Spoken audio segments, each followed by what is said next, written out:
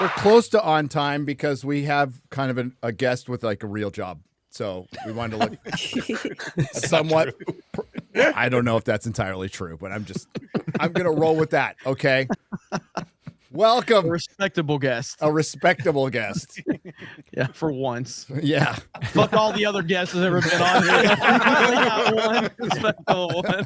Yeah, we usually treat people who hold public office very respectably around here. You should. Yeah. Oh my gosh, it's like the worst possible thing you can do. It only encourages us. Let's take care of some business first, shall we? Just to get it out of the way. Ryan, you did an excellent read today on Geeks and Gamers Daily. I just want to credit you that I will not do anything close to that. Just Ryan has this amazing ability to read correctly, something very few of us in the YouTube world. What is your secret? Yeah, what? Yeah, I don't know. I have a Bubba Sub-Saharan IQ. That's pretty much it. Man, it's gonna be tough for me. I'm starting to realize all these people that started YouTube channels, maybe they don't actually fucking know anything. Now, that's what I'm like figuring out here. Kicked out of high school, dropped out of high school, whatever it was. Kicked out of one high school is a good start, Ryan. That's what I say around here. You had to do it twice. Hey, free speech is under attack, but Rumble refuses to back down. We've always believed in empowering voices, no matter how unpopular. And now we're taking the fight to the next level when major advertisers conspire to pull dollars. Even brands like Dunkin' Donuts, man. Rumble hates Dunkin' Donuts for some reason. There's two of them in the freaking Pentagon. Two. Dunkin' Donuts? Yeah. You know that? In the two of them. There used to be three. Well, hopefully Doge closes them down. Put VG Donuts in. My San Diegans, you know what I'm talking about. Put a VG Donuts in the Pentagon. Dunkin' Donuts turned their back, claiming Rumble had a right-wing culture. But we're not here to fit the mold. We're here to defend free expression. To strengthen this mission, we're excited to offer our Rumble Premium a completely ad-free experience and exclusive benefits for viewers and creators. You'll find exclusive content from creators like Russell Brand, Dr. Disrespect, Jeremy's favorite, Timcast, another one of Jeremy's favorite, and Mug Club with Crowder, Quarter Black's favorite. It's more than a subscription. It's a stand for free speech. Your voice matters. Join Rumble Premium for a limited time. You can get $10 off an annual plan using promo code Nerdrotic. Visit rumble.com/premium/Nerdrotic and claim your discount today. Together, we can turn the tide. Whether you join Rumble Premium or simply keep watching, your support helps free speech. Thank you. Good job, Gary. Good job, Gary. You read every word. Better than I would have done. Oh my God. I think at this point it's a good I wrote a book, everybody. and it's done. Gary bragging about his literacy. Yeah. More news on that later. We do have a couple of other things. We're doing a trip to Turkey in November with Michael Collins from Wandering Wolf. Cool dude. We went to Peru with him. So this will be, it's in November 7th to 15th. We're going to Turkey. We're going to Göbekli Tepe, Karahan Tepe, Derinkuyu, which is the tunnels that can fit 10 to 20,000 people, including livestock that they just dug into a side of the hill or that they found in the 60s while they were renovating an apartment. Stuff like really cool stuff. So if you want to go, it's pretty, it's still a lot of money, but it's for a full tour to Turkey, it's not that bad. So if you want to join us, there you go. Links will be in the description. That includes hotel stay as well, I believe. Yeah. And most meals. So and movement between the hotels. So I honestly, if you want to spend time adventuring the world as well as hang out with us, it's the best way to do it. Forbidden Frontier. Yeah. And if you're like weighing between, UK, London meetup stuff or Turkey meetup, the demographics are probably going to be about the same with the population. So. Probably safer over there. That police know how to handle them. Oh my God. Haven't sent their best. Honestly, we're less likely to get stabbed to death by a machete in Turkey. So All the I did bad like ones that went to guy. the UK. Yeah, when Vance started talking to us and said, you know, you've got problems with free speech. We were like, no, I'm proud of our history of free speech. He was like, yeah, because you weren't running it then, so of course you can. Right. Mhm. And then Yes, I can make the announcement. Yes. We are having our 5th annual Vegas meetup. If you are a Gandalf member, I've already released in the announcement section, in the community section for the channel, the link to the RSVP. It is going to be Thursday, April 17th from 7 to 11 p.m. The information of the venue will be on there as well. It's a 21 and up, free of charge. Some of us here on the panel will be there, but first round of drinks is going to be free. And then hopefully there's going to be some good food, good drinks, hang out. There's definitely going to be posters and merch and whatnot. So if you are interested, check it out over there. Tomorrow we're going to release it for the Geloja, and then on Monday for the for everyone else. So links for that will be in the community section. Okay. Yep. Yes. Vegas, baby, let's do it. Vegas. So excited. Heck yeah. So I'm sure we'll have a great turnout. We obviously did Orlando not too long ago and had massive turnout there. So I'm expecting a lot of people in Vegas. So make sure you RSVP for that. Can't wait. RSVP early. There is, of course, a limited amount, and we'll have wait lists and everything. So, And Were you eating the baby? what? No, I was feeding myself. Oh, sorry. Oh no, I got caught. Just Sorry. mid spoon. My bad. I was gonna say, is it ice cream or yogurt? Yogurt, yeah. Healthy. Imagine getting caught with ice cream would be embarrassing. Why? Yeah. Why? Cause I'm trying to get svelte for the summer. Yeah, you don't have a baby in you anymore, so you can't use that Right. excuse. Yeah, I get it. Right. Right. Hi, So, special guest. that's Nick Freitas. I know a lot of people were expecting Nick Fuentes. That's no. We have social media influencer and a congressional delegate of the great state of Virginia, 62nd district. Is that how you say it? Yeah, there you go. Yeah. But other than that, I'm good. I have James Madison's district. Imagine how disappointed my constituents are. Once upon a time, James Madison represented them, and now it's me. There you go. Guess what, Nick? They're going to be disappointed when they see you on this show too. Yes. Actually, this is probably going to drastically increase my street cred. We'll see. We'll see about that. Show ain't over yet. Let's find out. But welcome, Nick Freitas. How's it going?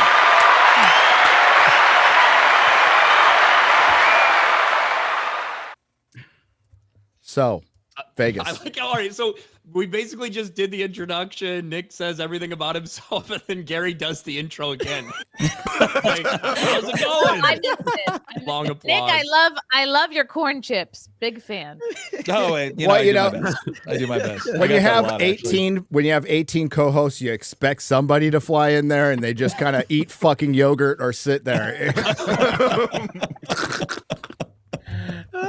Life. Oh man. Life on the internet. We're still trying to figure things out since Az left us. Okay, we're just used to him interrupting so much. Yeah, I know. And then you brought him back for a few weeks, and we're like, oh, we're back to that where we just wait and let Az interrupt, and now he's not here anymore. So, well, now he's in the very beginning of the credits, right? Yeah, Just in the background. Hail to the silverback. Hail to the silverback. Yeah, we got a lot to discuss today. Jeremy just did a big old stream on the Zelensky disaster. I don't know what I have to add to that other than he's really short and he's a puppet. But, What a little moron. Zelensky is like the homeless guy that begs for money and food, and then when you buy him a slice of pizza, he's like, oh, sorry, I'm a vegan. I gotta say, he's got to be the most successful beggar in human history. Though. Yes. He's the greatest salesman and the greatest actor of all time. Pretty much. That's what you can say about him. But look, we won't get it. We're obviously not going to get too far into it, but it was a big disaster for him. And I think Trump set him up perfectly and let the American people see him for what he is.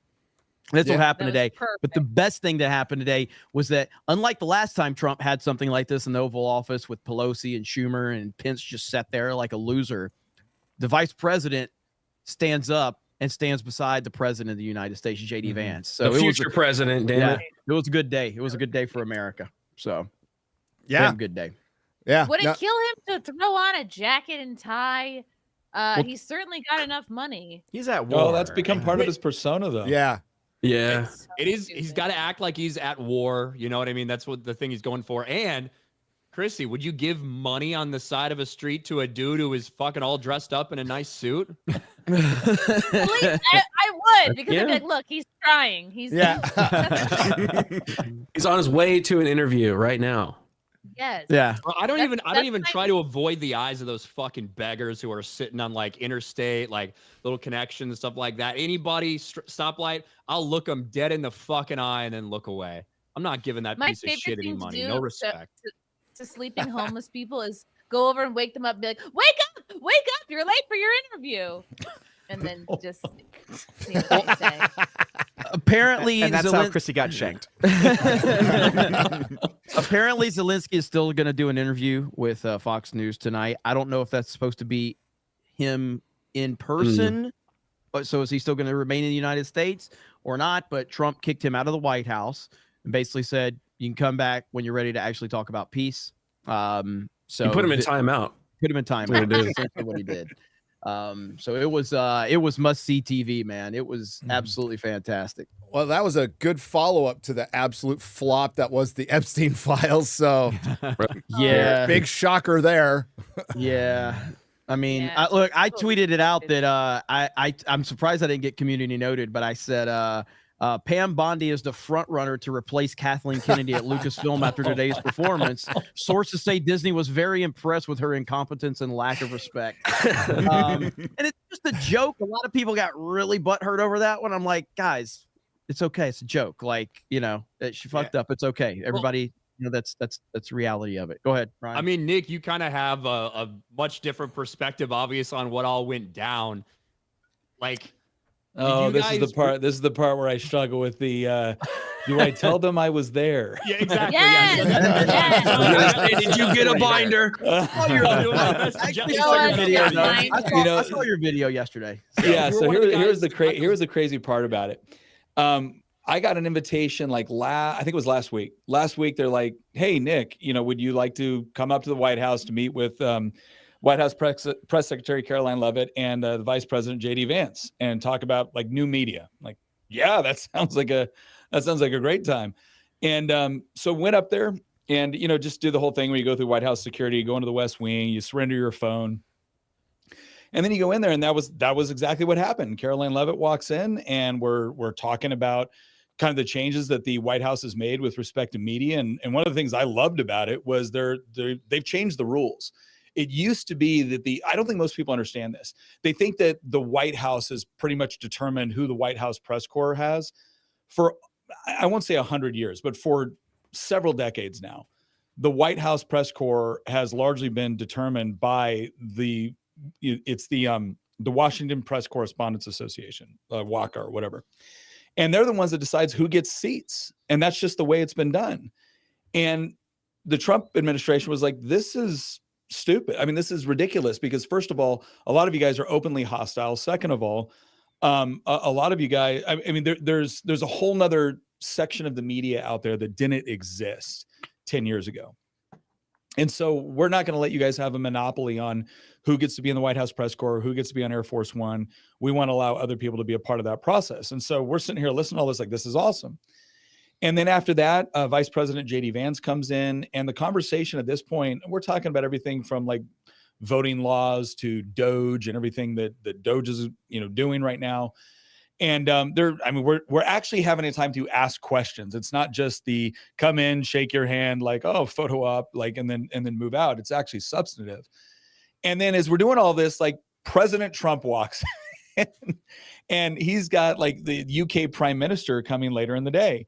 And so he's coming in and he's talking and I mean, very personable, and he's, talking about new media and the whole deal.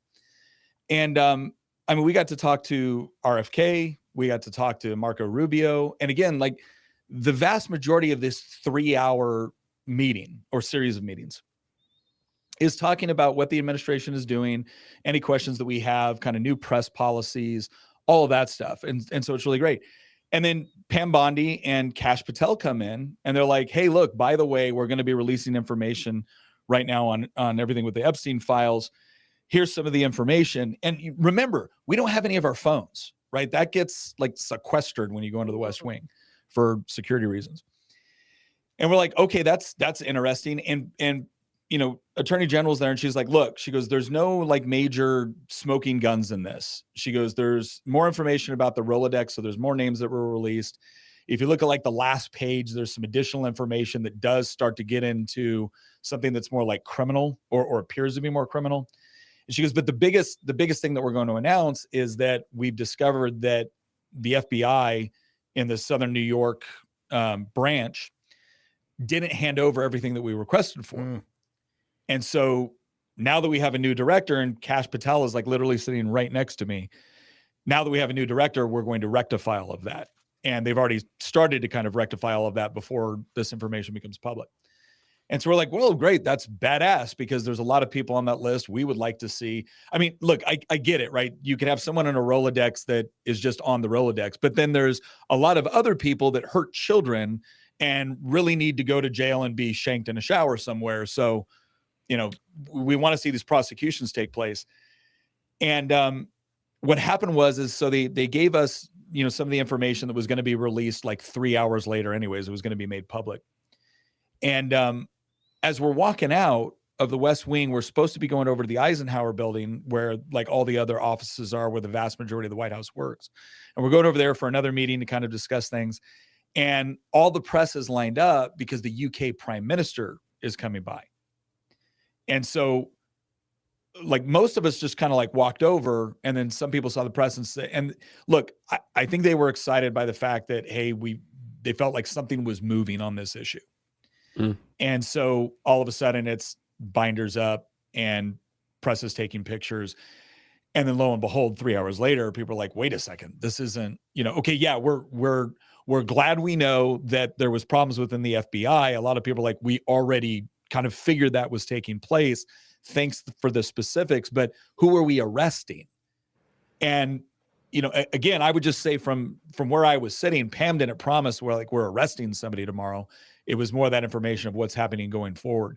But people were pissed, and I get it. And some of it was information being released, and basically this expectation as soon as they saw the binders that, oh, this is going to be it. And all I can say is I totally understand why people were pissed. Sitting in the room, that's not what we were promised when we were handed that stuff. And we weren't invited up to the White House to receive these binders in order to, you know, expose the Epstein list.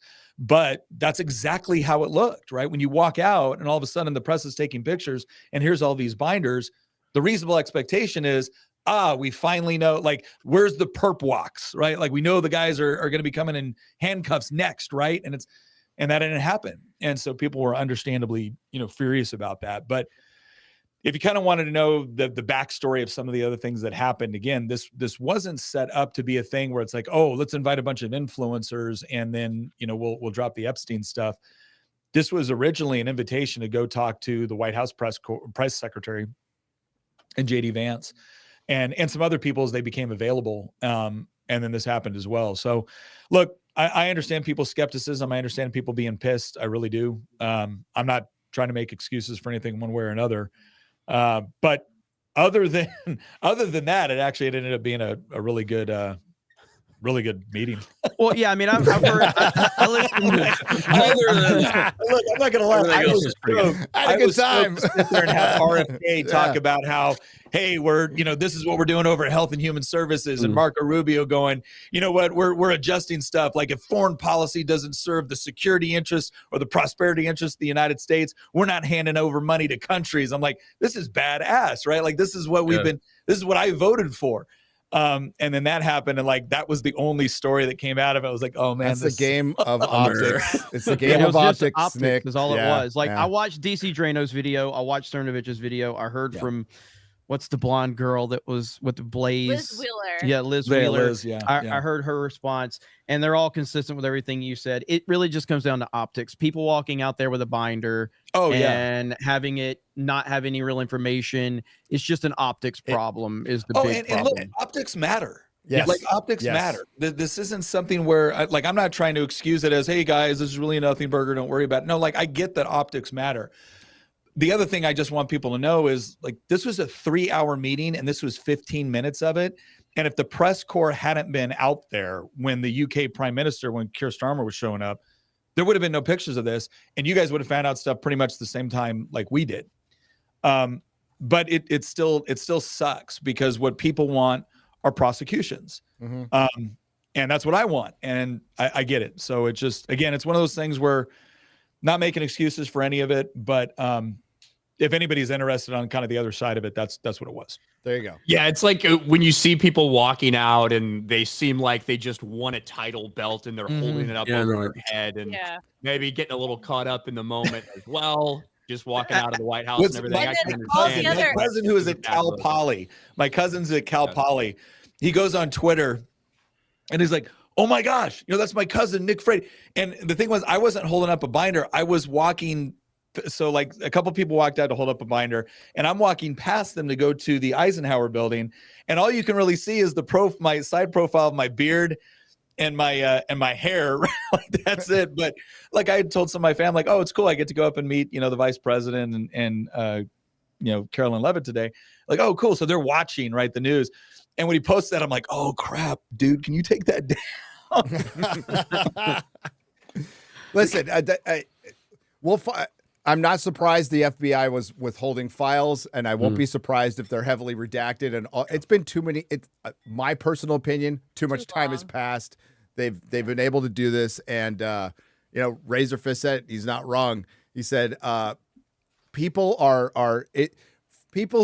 people who are free are much easier to control and bribe, and they are much more beneficial to the elite who want to control them than in jail. Yeah. And I completely agree with that. And my conspiratorial mind says this stuff was dealt with a long time ago. Something I've always wanted to know, Nick, now that, you've been to the White House, you could give us the inside information. What are the toilets like there? I didn't use one. I think I was afraid. You didn't use one? Wait, no. I didn't You were with Rubio. UFOs, Nick. I want to know everything right now. It's all demons, man. It's all demons. Okay. As disclosure. as suspected. Freaking demons. Yeah.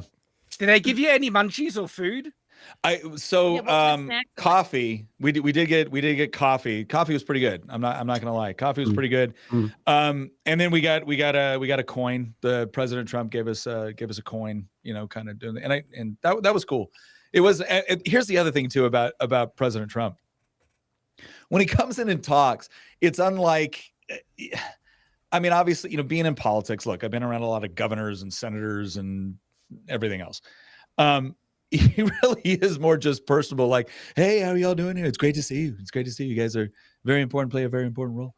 And, so you go into the Oval Office and he's talking about like the paintings. You got, the painting of George Washington and painting of Ronald Reagan. And he's going through and he's talking about it. And it's very personable. It doesn't, I don't know. It just, like I said, I completely understand. I completely understand this idea that when you meet the president, there's just something cool about that in general. But Donald Trump really makes you feel like, oh, hey, I'm just having a conversation with this guy. And so that was cool. And then again, JD Vance as well. JD Vance is just sitting there. He's just very, very comfortable to have a conversation with, ask questions to. And as you guys all saw in the meeting with Zelensky, one of the things that was really kind of nice to see about that is you actually have a president and a vice president. Yeah. Both of them, very adamant about what U.S. foreign policy should look like going forward, and the vice president backing him up, and J.D. Vance being able to do it while putting together a complete sentence, which is a very big departure from the previous vice president. And they can both walk upstairs. That's true. Yeah, multiple stairs in a row with no slippage. It's great. We're back, baby. Yes. Yeah. Country's back.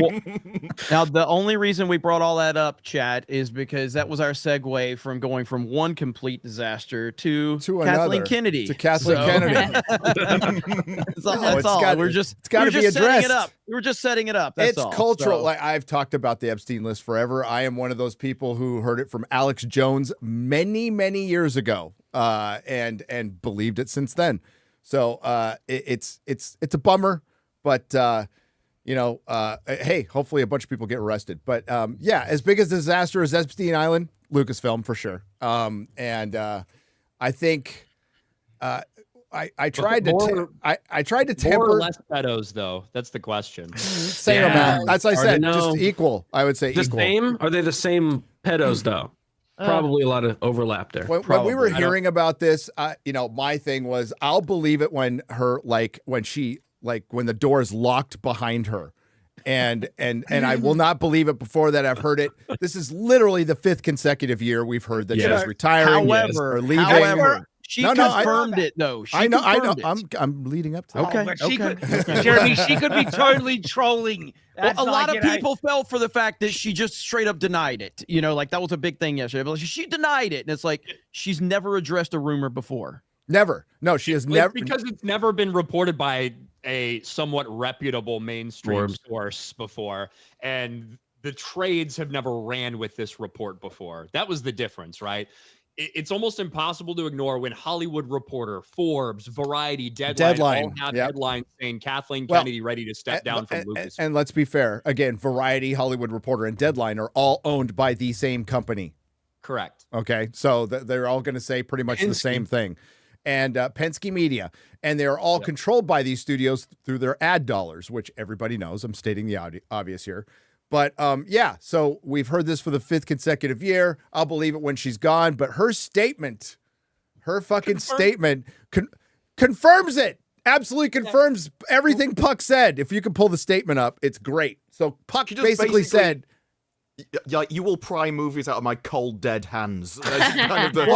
She says, I'm going to be involved in movies and I'm not retiring. But she didn't say, I'm not retiring from Lucasfilm. Mm-hmm. So she's doing OnlyFans. And that is basically what Matthew Bologna, who's the former editor of Hollywood Reporter, by the way, who went on to start Puck News, which is probably why this got attention in the first place, because everybody is familiar with who he is. He came out with the article on Monday that said Kathleen Kennedy and Lucasfilm are working on a succession plan, and she will be stepping down by the end of the year.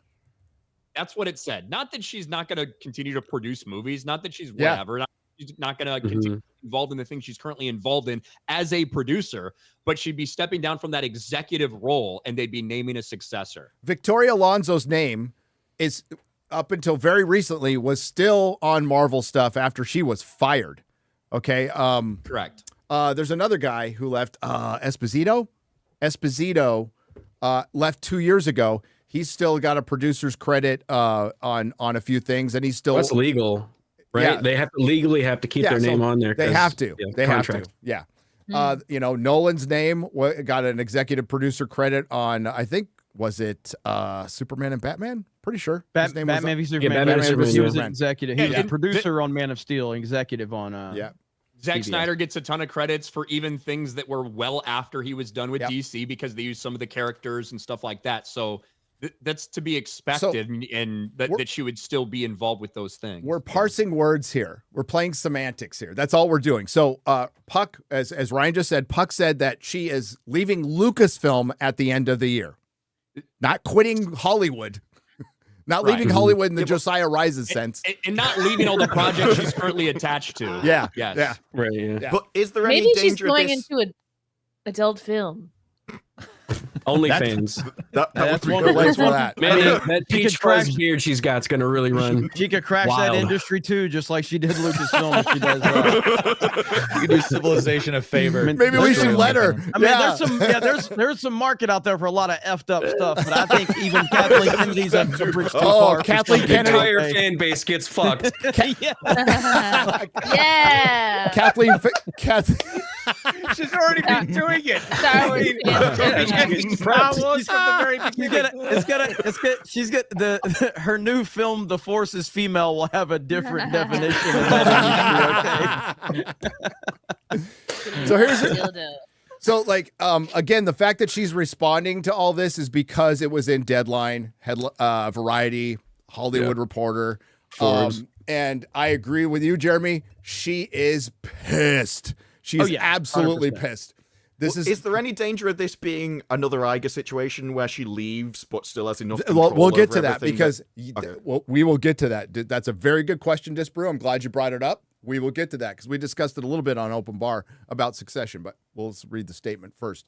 Kathleen Kennedy, the truth is, I just want to say loud and clear, everybody, every time you go, let me be clear, there's some bullshit coming. Let me be clear. Let me be clear. And just to qualify, though, to start everything flying. before this is the biggest puff piece and Yes. glazing of her that you will ever hear. That's all it is them taking up for her, covering for her, lashing out at people that have criticized her and calling her the greatest producer of all time. That's all this is right before this is leading into this. And then you get to this point and she spins it the way she wants to spin it. The interviewer spends 4 paragraphs bashing Matthew Baloney and his reporting, or Baloney. I don't know how to pronounce it, but Baloney's good. Baloney's good. 4 paragraphs bashing Maybe him Baloney and saying, should- how dare you attack the beautiful, talented Kathleen Kennedy? And as I said yesterday, go ahead. I was going to say Matthew Baloney should interview Barbara Broccoli. Sorry, I just needed to get a dumb joke. I know, I can tell you had a joke you wanted to get there. But as I said yesterday in my video, no one in the history of movies has ever decided to go see a movie solely because Kathleen Kennedy is the producer. No, it's never happened. No one has ever said that Indiana Jones movie looks pretty good. I hear The opposites Kathleen happen. Kennedy. Exactly. The opposites Exactly. People have actually not gone to see movies because she's the producer, though. So calling her the greatest producer of all time is the absolute most ridiculous That's thing insane. ever. The only producer in the history of cinema that got fucking butts in the seats was Steven Spielberg, her boss. When he was producing stuff, that actually mattered, and it got people to go see the movies. agree. There's no other producer who's ever fucking lived who's ever put a butt in the seat. Yep, agreed. Yeah, seriously, because I mean, Spielberg, for those that don't know, like, I know nowadays it's easy to roast Spielberg.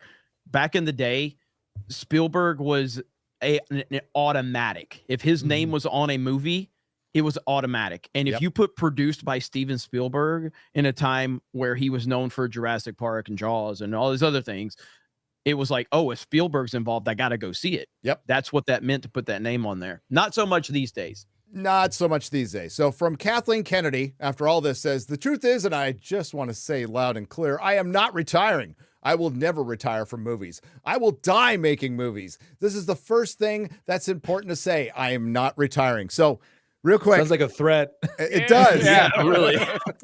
Those of you who have watched, those of you who have watched, I was gonna say Wolf Wall Street. I'm not leaving. Yeah, I'm not fucking leaving. Those of you who've watched Doctor Who Christmas Invasion, Disparu's probably the only one here who's seen it. You see Ryan with disgust as you say that. The Prime Minister, the Doctor ends the Prime, and it's basically with 6 words. He's all, "Don't you think she looks tired?" to the media. And it basically ends her career. And she's like, "I'm not tired. I'm not leaving. I'm fine." That's where she's at right now. That's where she's at. I will die making movies. That was the interesting part of that. It didn't matter what he said. It was her paranoia over what he said that made her look deranged. Yeah. The first So thing she says, like, they're like, "Hey, just so you know, all of this stuff, we're clearing up all these bullshit rumors." She says, "I'm not retiring, but all of this is true." That's what she came out to say. Yeah, what's happening at Lucasfilm is I have been talking for quite some time to both Bob and Alan about what eventual succession might look like. Now I'm going to stop there because I don't believe a micromanager, egomaniac like Kathleen Kennedy is looking for a successor. They will always see them as competition. I think Iger and Alan Horn said, "We need to talk about your successor." It sounds like they've been trying to get rid of her Yeah. for years, and she just wouldn't go. Yeah. Well, hasn't Kathleen Kennedy mastered the process of ensuring there will be no successor by surrounding herself with people that are even worse? Yes. Yes. Absolutely. Absolutely. And by the way, there's nothing wrong with saying that someone that's supposed to be great, they're claiming Kathleen Kennedy is great. Like, if you bring sports into it, Tom Brady famously wouldn't let his backup come into the game. He's like, you're not coming into the fucking game. I'm the starter. You're not coming in here and taking any glory. Like, it's my team. Like, great.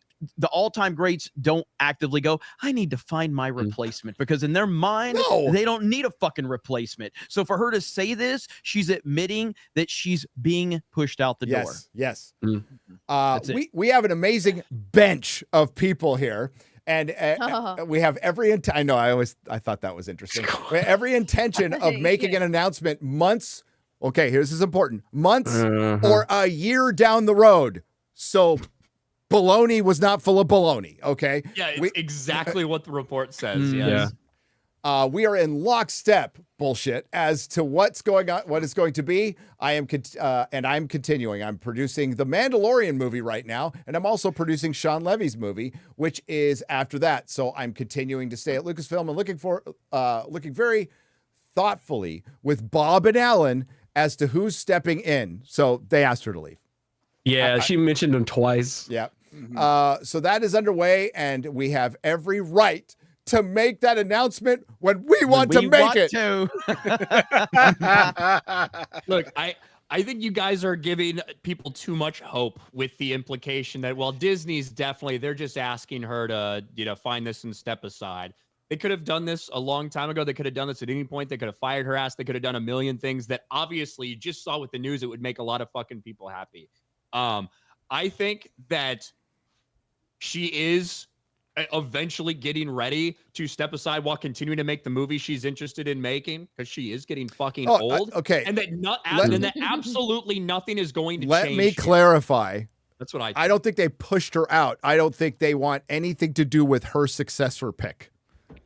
That's my clarification on that. I think that she left on her own, and she might want to pick somebody there. And this goes back to Disparu's question. Is this going to be like an Iger situation where she picks somebody while she's still in the building, being a producer and still heavily influential of Lucasfilm? The answer is fucking yes, of course. If she's going to leave, she still wants to have some influence over her other projects. But I think Alan Horn and Bob Iger want to pick the successor to Lucasfilm, and they don't want to really fucking hear it from Kathleen Kennedy. Wasn't not that they're any better. Their pick will suck too. Everybody will suck.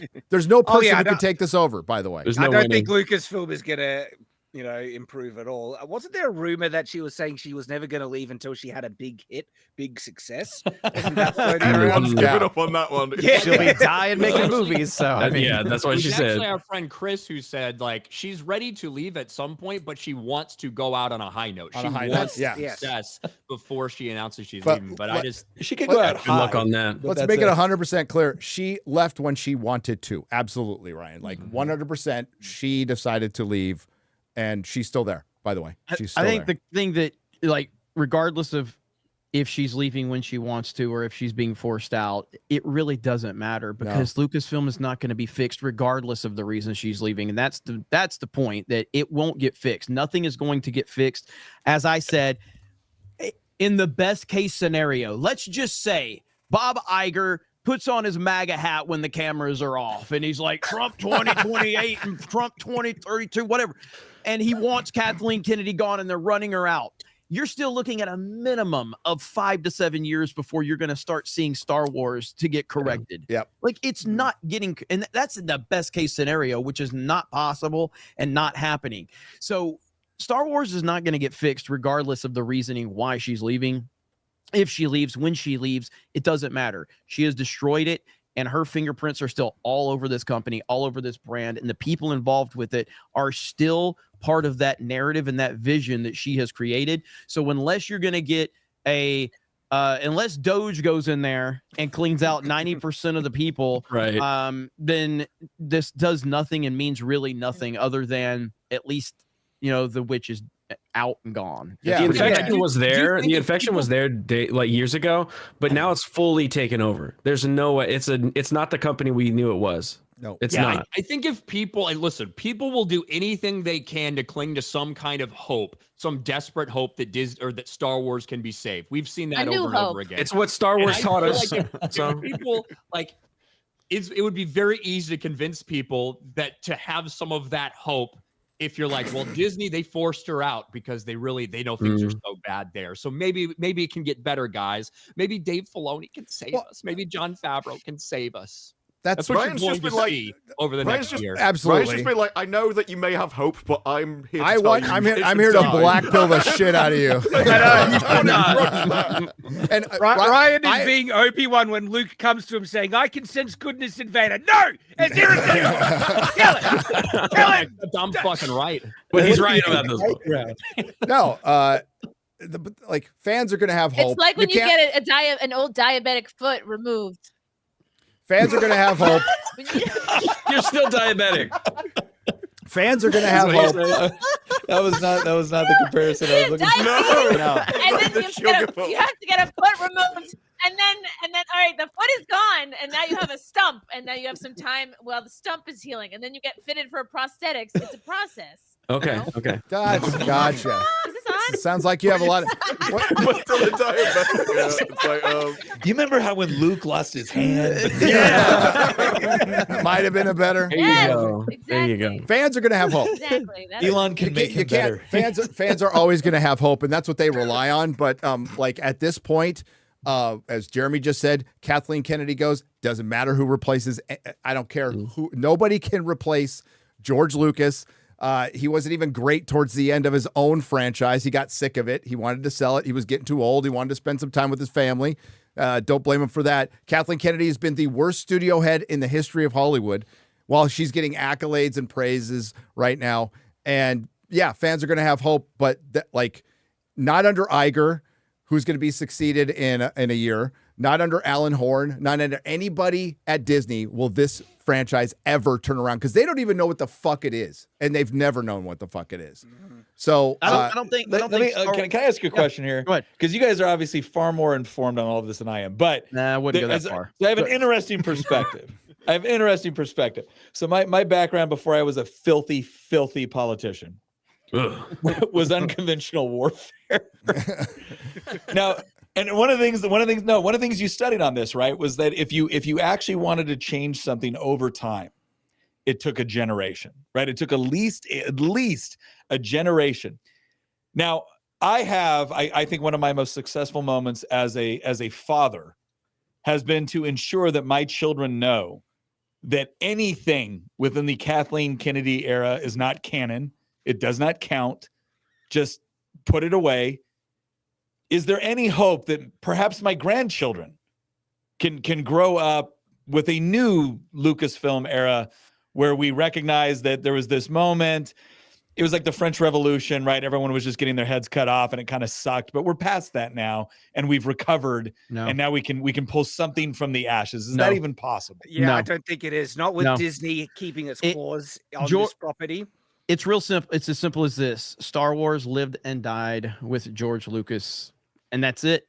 That's Okay. it. Yeah. If George isn't there to be the creative visionary behind it, there's no Star Wars, and that's Okay, what we've fair learned enough. the hard way. Fair enough. I don't think there's any hope whatsoever. Now, Ryan knows more about Star Wars than anybody I know. So, Ryan, what do you think? I would say that there is a possibility, in theory, in this alternate universe where it gets so bad over the next couple years and Disney changes its ways and everybody else changes along with like what's going on in culture right now, and they feel like they have to for money reasons. And if they gut all of Lucasfilm, get rid of all these retarded fucks who are there right now, pretty much every single one of them, wait 5 years, do a reset, consider erasing everything that has happened since 2012 from their official canon, give an apology to people and start over, then yeah, there's a possibility. This is like a 0.1% chance. Yeah. So I wouldn't hold out hope for your grandkids. Ryan just Prerequisites said are I got to high. depend on the metaverse to save it. So Pretty much, it's not a matter of can't. I mean, like they can, they Yeah. just won't. There's not the Yeah. willingness to do what Ryan just said you need to do, and minimum turnaround is if Ryan's scenario happens is 10 years. Sean Levy's gonna the director of Deadpool and Wolverine is going to be taking it into the future, apparently, if that ever happens. But here's not that long. Not like 6 5 or years. 6 years after Okay. Rise of Skywalker. Well, here's what's going to happen. They're going to remake the original trilogy and the prequels. That's what they're going to fucking do. That's what they're going to do. Yes, yeah, they will. And they'll probably make them a Disney Plus series. Like, Okay, there is an ultimate hope. There is an ultimate hope of what will happen with Star Wars, which will actually. That's what they'll call it, the ultimate hope. yeah, The ultimate hope. No, this is what happened. No You hope. have to wait until 2072. Yeah, oh, thank God I'll be 2072, dead. When it becomes rights. no, Yeah. when Oh, it becomes public domain. Yeah. That will redeem Star Wars. When Ryan will it becomes still be public alive. domain in 2072. Ryan will still be alive. Yeah, He'll Ryan, outlive you us have to all. live. You gotta live. You that gotta long, live, buddy. Ryan, and then you can take over Star Wars. Jeremy's just gonna January 6th Disney headquarters. Yeah, Yes. I know where it is. He's Let's gonna get go. shot by an overweight Aye. fat black cop. Is that- But Yes. listen, we have to protect Ryan. He needs Too to soon. live to 2072. He may be miserable as he Nobody is now. needs to protect him. He His is the misery. chosen one. We need to protect him No, for Star his Wars. misery will protect him, Jeremy. His misery Yeah, that's will true. guarantee His that he spite. lives. It's like We're gonna As it Han has been Solo said in the Ryan. prophecy. At the end of NMN time, it's just Black Forest supplements, as Hey. I There you promoted go. earlier on Geeks and Gamers Daily. Yeah. The comments after that were like, why do you want to live so long, Ryan? I know, yeah. It was ironic. But that's the thing. I But just the feel thing like it's is- old, right? Yeah. Because Disney, they don't have any real creatives there anymore, and they're entrenched. And it seems like, Kathleen Kennedy, she's surrounded herself by people more incompetent than her. So any replacement which just is going to be impressive. Like it's- that's a I talent know, in that is itself. Oh, yeah. impressive, right? Any replacement is just going to be as bad or worse than Kathleen Kennedy, and I don't see Disney changing. And so either it's going to be as bad as it's always been, or they're going to shelve it. And then when they try and bring it back with remaking the trilogy, it's going to be awful. I don't think there's any hope while Disney has it, honestly. I don't think they need to remake the trilogy. I also don't think George Oh, they Lucas don't is need to. required. The Old Republic is the era of Star Wars that I know the best and like more than the movies. And George Lucas had nothing to do with that. And it's still Star Wars. It's still great stories. I think it's the attitude, and you have to get back to the target market. As Chris Gore repeatedly says, turning it into a girl franchise is what destroyed it. All you have to do is get people that want to turn it back. And You have to understand the property, like Gary said. You're still looking at it very logically as a fan, Disparu, and I would agree with your assessment. But the bankers in charge are going to go, Old Republic. Nobody's going to buy that shit. What they want the normies back, and the fastest way to do that is through a gimmick, not a creative process. We're not dealing with a creative Lucasfilm anymore. The depressing thing is, it's actually not hard to make great Star Wars. The formula is pretty easy to understand, but they just don't get it. Disney It is so for them. incompetent and so They bad. do not understand. It's foreign to them. Well, that's because they want to change it from what it was. It's Yep. going to be like the new Starship Troopers. The reason that's getting remade is because they want to nail it home that you missed you got the wrong message from the first one. So they only want to remake the original trilogy because that will allow them to put a different spin on it, the new twist that they want to put forward. Princess Leia is going to be the main character, and she's going to. No, it's going to be Prince Leia and Hannah Solo. Yeah, they're all going to be one character. And Laura Skywalker, and Chewbacca will be non-binary. We already had a In a galaxy non-binary where gender beaver, is so fluid. next logical true. thing. Yeah. He, They're him, going to argue. they, them. They're going to argue that you never actually saw anything with Chewbacca, so the fur covered it up. Oh, It could don't be give him anything. ideas, Disparu. Stop. You never saw his junk. Yeah, you How do you know? Out there about You will this Chewbacca's red time. Now I'm rocket. curious Come on. about it. Oh. Rule 34. Okay. So we've had a series of these articles since mid-February, basically since Trump took office, and he put that he's getting, he put out there that he's getting rid of DEI in the federal government, and it seems to have made every company immediately nervous. So we have how many of these? We got Paramount, Amazon, I've got a big list here. Disney, Warner Brothers. They're all rolling it back. They're rolling back the DEI. The interesting thing with Paramount is Variety did another article about it where they go, actually, they're just changing its name to Inclusion. So it Yes. seems like... Like, so exactly what we all said. They're just going to change the name and do the same thing. Well, they have to rename it and retool it a little bit. They're not going to get away from it completely. Let's not be crazy. But it turns out that a lot of these companies are jumping back from it because it's illegal. Yeah. It's illegal. What they've been doing is illegal. It is discriminatory. They have been fighting discrimination with discrimination. Yep. We had this big fight last floor session.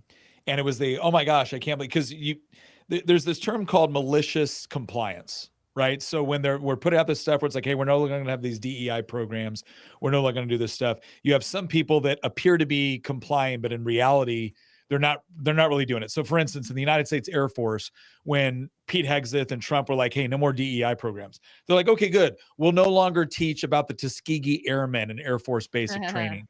It was like, piss off. Nobody meant that. And they immediately reinstated it the moment they pushed it out. They didn't do it because they thought that was honest compliance. They thought it was malicious compliance. It gave a talking point. And so they're all screaming about like, oh, I can't believe that Trump would remove information about the Tuskegee Airmen. I was like, hey, you know what's interesting about that? You want to know why the Tuskegee Airmen were discriminated against? It was a government program that insisted on elevating superficial characteristics above capability and character. You know, kind of like DEI programs. Yep. It's like you are bitching about the very thing that you claim to be bitching about, and that's discrimination based off of superficial characteristics. And yeah, fundamentally on some level, it's like you're applying the remedy. You're applying the same remedy that you claim to be opposing, and that's discrimination. That's what you're doing. And so, yeah, on some level, all you need are prosecutors and judges that are actually willing to challenge it in court in order to actually dismantle a lot of this. Because in now, when all of a sudden you have judges, attorneys, and an administration that's willing to say, like, look, you're not allowed to deny people access to opportunities based off of their skin color, which I thought was the objective. When you're not allowed to do that anymore, all of a sudden, a lot of these state governments, a lot of these companies, they start to get nervous. It's like, oh, the law is no longer going to be interpreted the way we thought. And so, yeah, a lot of the programs that you put in place could face a lot of legal scrutiny with respect to discrimination. Yeah, and I can't remember. I remember back in the Obama days, they were changing the laws so that it wouldn't be discriminatory, or it's not against the law to be discriminatory. And they were able to do it on the state level in California. But from the Hollywood Reporter article from 2 weeks ago, it said, excuse me, the changes come amid an escalating drive by government against DEI programs hosted by private companies. President Trump has issued an executive order directing investigation of allegedly illegal DEI policies for violations of federal civil rights laws, though it remains unclear what he's referencing among other changes. I think he's referencing the discrimination. I mean, just might be. That's my takeaway. I don't know. And that's why this it looks knee jerk, but that's why they were changing it, because they were promised in the past regime that this wouldn't happen. Now they are liable for some of this stuff. And they're like, oh, we're just going to change it now. Of course they're going to rename it. And there's Bridge out there and some great people have covered that. And it's not going to go away completely. 2025 is going to be the year of chaos. It already is. Okay. It's glorious too. Yeah. I'm loving every single second of it right now. But you have to, it's going to have to be chaotic. I mean, you're talking about, there's a lot of very, very powerful and evil people that have implemented all of this stuff for over a decade now. And they're not just going to go away.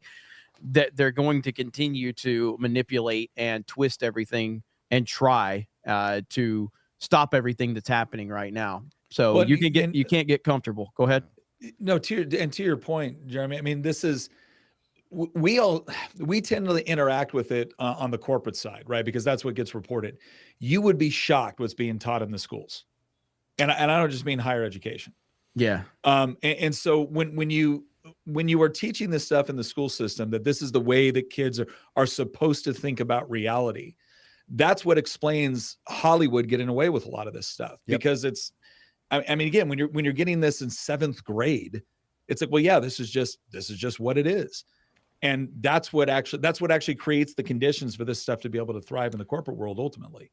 Nick. And it creates the radicals because they were taught this when they were kids, and then they get in the real world and they find out that that's not what's happening. So they get super mad about it. Why isn't it the way I was told it was supposed to be? And then they become radicals activists, and they influence all these things. So my special in the San Francisco school system, Nick, I went off on a little Antifa teacher because my special needs son had to write a report on his white privilege.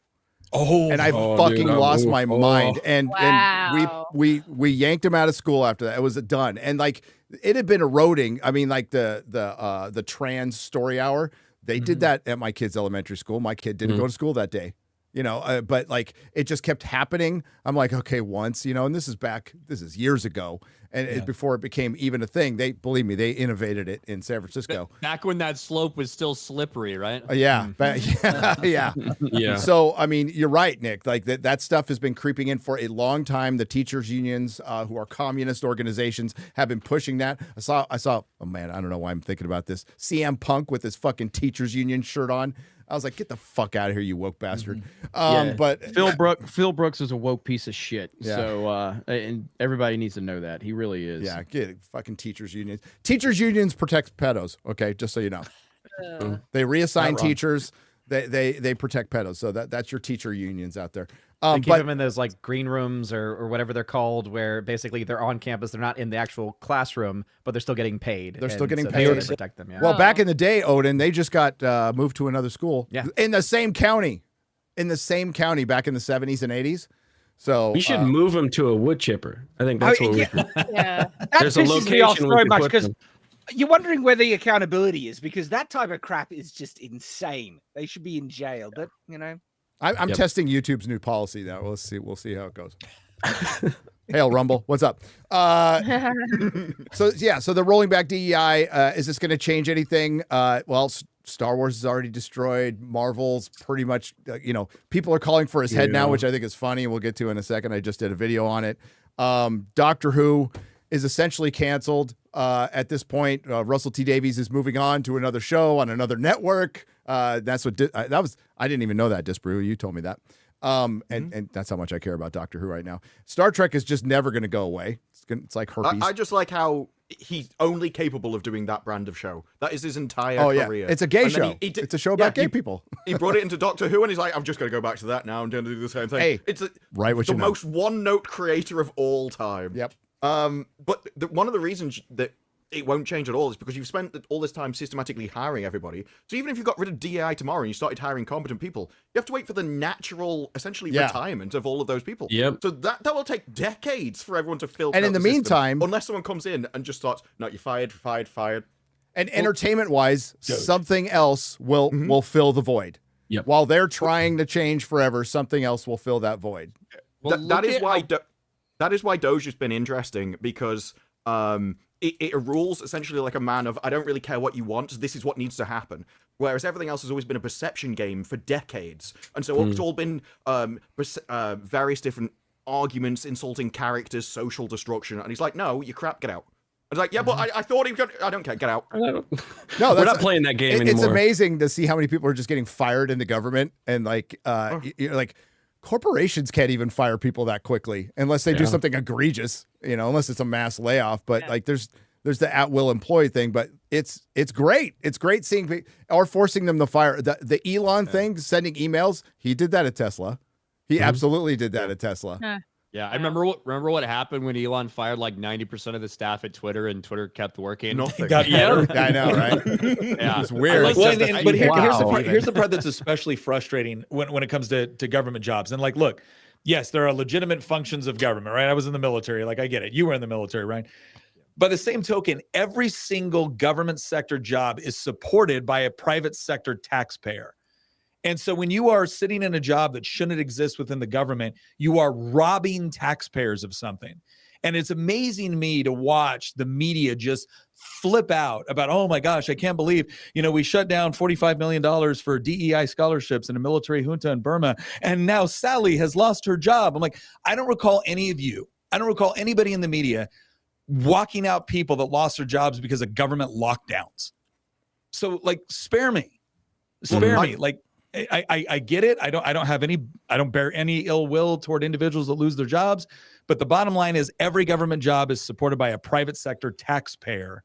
And they deserve to know what the hell you're doing with their money. Absolutely. That's not too much to ask. Yeah. Ultimately, look, I think all of us, if you told me that I could just have a job and make a decent amount of money and never have to fucking do anything, I'd say, all right, sounds good. Yeah. Right? I think the vast majority of people would say that too. And work remotely.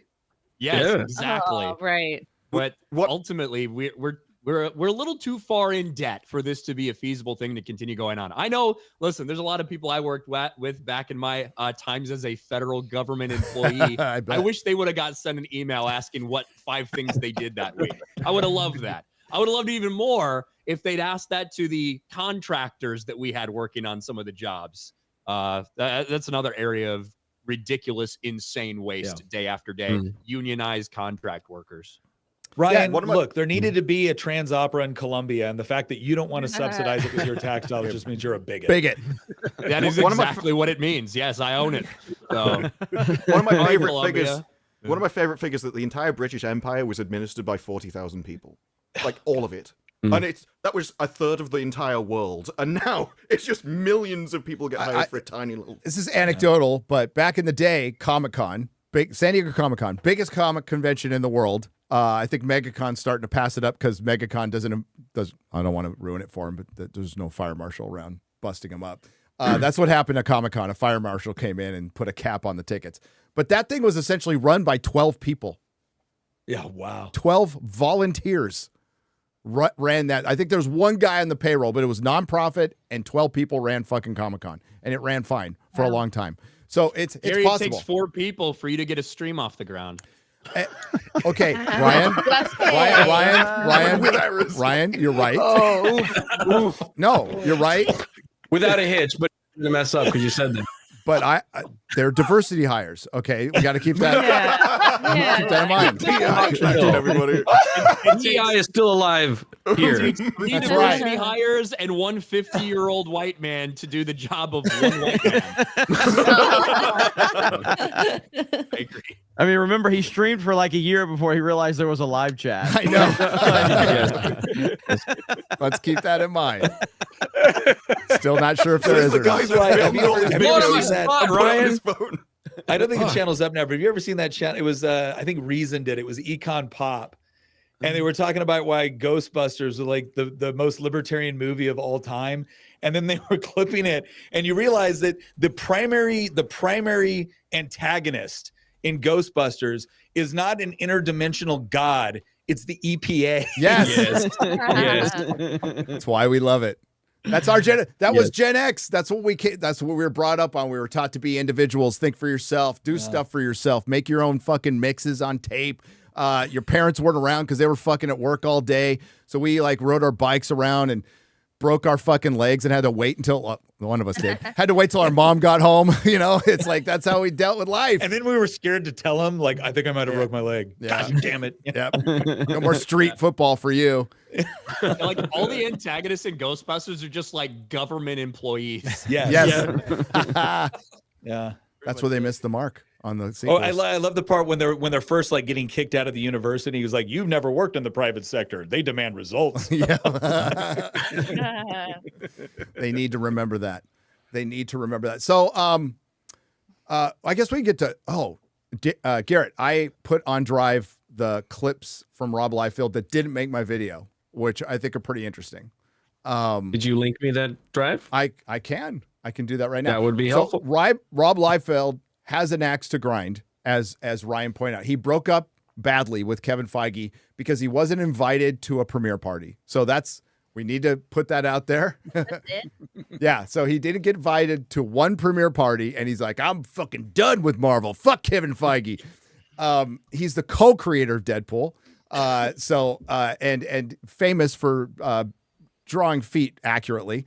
And Captain America. He's also a comic. He's like, you would be surprised how many comic artists aren't comic fans at all. Like, they don't have comic collections. They don't go to comic stores. They don't give a shit. Rob Liefeld's a comic fan. Even his podcast, he has 50,000 comic books in his collection. Like, that's a comic book fan. So he comes in, axe to grind or not, he had a lot of fun things to say about Kevin Feige, a lot of sports analogies, mostly baseball, so Shad won't understand it, but and I use some real football analogies to get him, but here, I'll share it with you. But he basically rips Kevin Feige. He just did it on his last podcast too. He keeps going on that, like, maybe, it's been 6 years, and honestly, he's only had 3 hits, and of the 3 major hits, 2 of them he didn't have much to do with. Spider-Man No Way Home. He had a little more to do with Spider-Man No Way Home than Deadpool, which he had nothing to do. And he says it in some audio here. Let me I did share it. It's in your email, Garrett. Okay. Email. Yeah. And one of the funniest things that come from the Kathleen Kennedy news was, people suggesting that maybe Kevin Feige could go over or whatever. And the idea of what the reaction would have been if that article had been 2019, the excitement level behind the idea of Kevin Feige, the guy, the creative mastermind behind the MCU, going to Star Wars after you'd had The Last Jedi, Solo, Rise of Skywalker. The hype would have been insane if that had got announced. Now people look at that, they're like, yeah, but look what's happened the last 6 years. Like, It's more of the same at this point. It's more of the same. So I think there's like 4 segments in here. We'll have to get through all of them. He does his baseball analogies. Yeah. I like sports. This was just what was left out of my video. So I think first he calls out Feige. Poor observations. Are we doing it now? Is it? Are we supposed to be hearing anything right now, Gary? Welcome to Friday Night Tides, where nothing works. We're all retarded. Highly organized. By the way, Well, I did just get it. So. Rob Liefeld blocked me on Twitter because I didn't like My The Last bad. Jedi back in 2019 or 2018 when he blocked me, and I didn't understand it. He's the creator. He's a co-creator of Deadpool. Oh. He also did some Snake Eyes comics. Well, he co-founded Image yeah. Comics too. So he was part of a group of artists who left Marvel to co-found Image Comics. Yep. Jim Lee. So, is he a fan of The Last Jedi? Is that what was that why he got mad at me for this? I don't know. He's not a fan of Kevin Feige anymore. Oh. That's all I know. Interesting. That's all I know. He says he's lost his fastball. Let's see if we hear.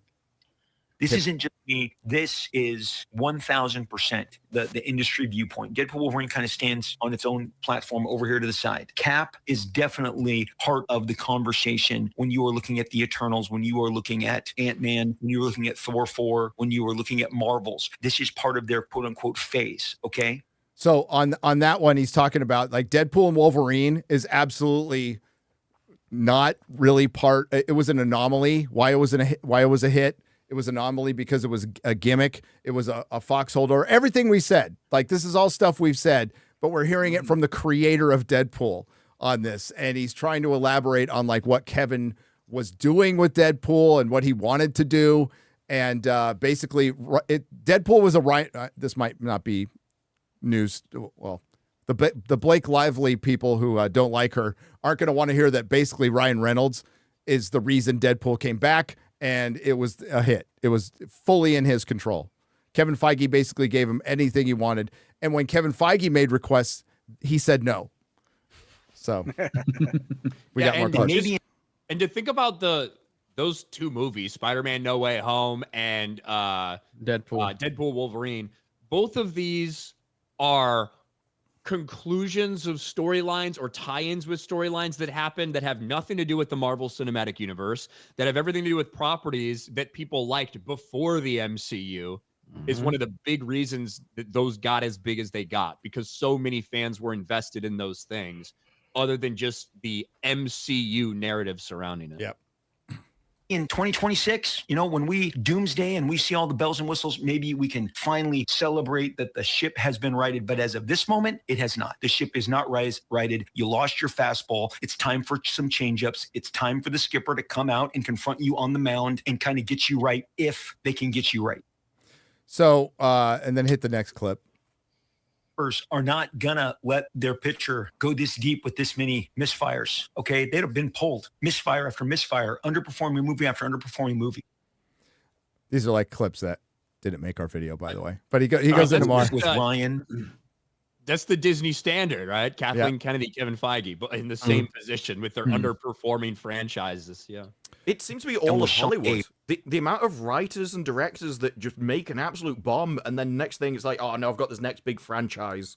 It's not just streamers that do it anymore. It's wild. Fail upwards. Yeah, like me. Rocket Raccoon type character that can elicit a lot of fan favor and would electrify the crowd. When we talked about storylines, those Marvel producers said we're really trying to work an angle with Ryan and with Sean that we can pivot this movie in some way, help set up another Avengers films. Those exact words were uttered to me not once but twice. And at that point, I mean, I'm not speculating. Like I had nothing to say in that regard because I have, I don't know any of the cards that they had on the other end of the table. But I am so glad that Ryan and Sean stuck to their guns and didn't make it another pivot or a doorway into something else. Yep.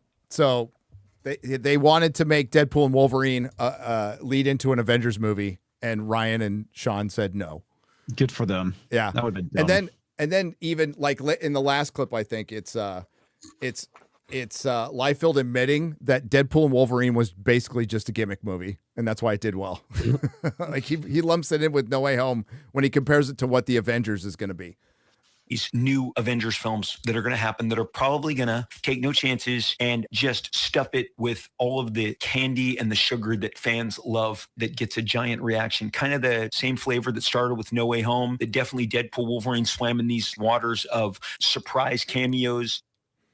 So David, like what he's pointing out here is Feige has no plan. He's just trying to catch up now. And all he's doing is throwing cameos and stuff, and it's a stopgap until whatever is next. And not to get too deep in the weeds, his last podcast really gets into the coming of Galactus from Fantastic Four and what they're going to be doing in that movie. And that casting a female Silver Surfer it shows you that Kevin Feige has no fucking idea what he's doing. Whether I've heard that like that really wasn't his decision. That might've been an Alan Horn decision. I don't know. But you take one of the greatest storylines from comic books and you adapt it and you throw in a female Silver Surfer. That's not Norrin Rad, this is like to comic fans, Silver Surfer is a huge character, like a seminal character. And you just throw some tits on it because you can. Just shows that like I was, when I saw him bring back RDJ and bring back the Russos, I'm like, okay, maybe they're trying to do something. But if you think about it a little bit more, like, episode 6 of Daredevil might have Miss Marvel in it. It's like they're not fucking learning anything. I hadn't heard that. Is that true? Oh no, it's a possibility. Well, her dad's in it. I wouldn't be Yeah, her surprised dad's at in this it. Yeah, and so like they're like the more I think about it, the less optimistic I get. Yeah, no boobs for Silver Surfer. You're right, chat. He's got no junk. It's encased in silver. That's why he's sad. I'd be sad too. It's like a Barbie man down there. Just it is. Straight kin. But if you want to hear somebody... Can't spell Norrin Rad without no nads. No. There you go. But I don't actually know if that's true or not. But it might make sounds right. I don't. But that's where... So he's calling for Kevin Feige to step down or at least make adjustments. I think he is making adjustments, but Kevin Feige's not that big of a comic fan.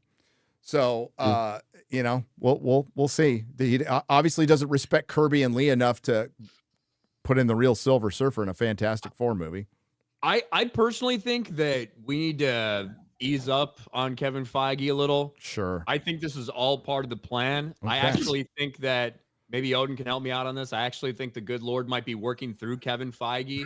Oh, yes. I know where you're going with this. They knew that there was a disaster on the way. They knew that it was happening.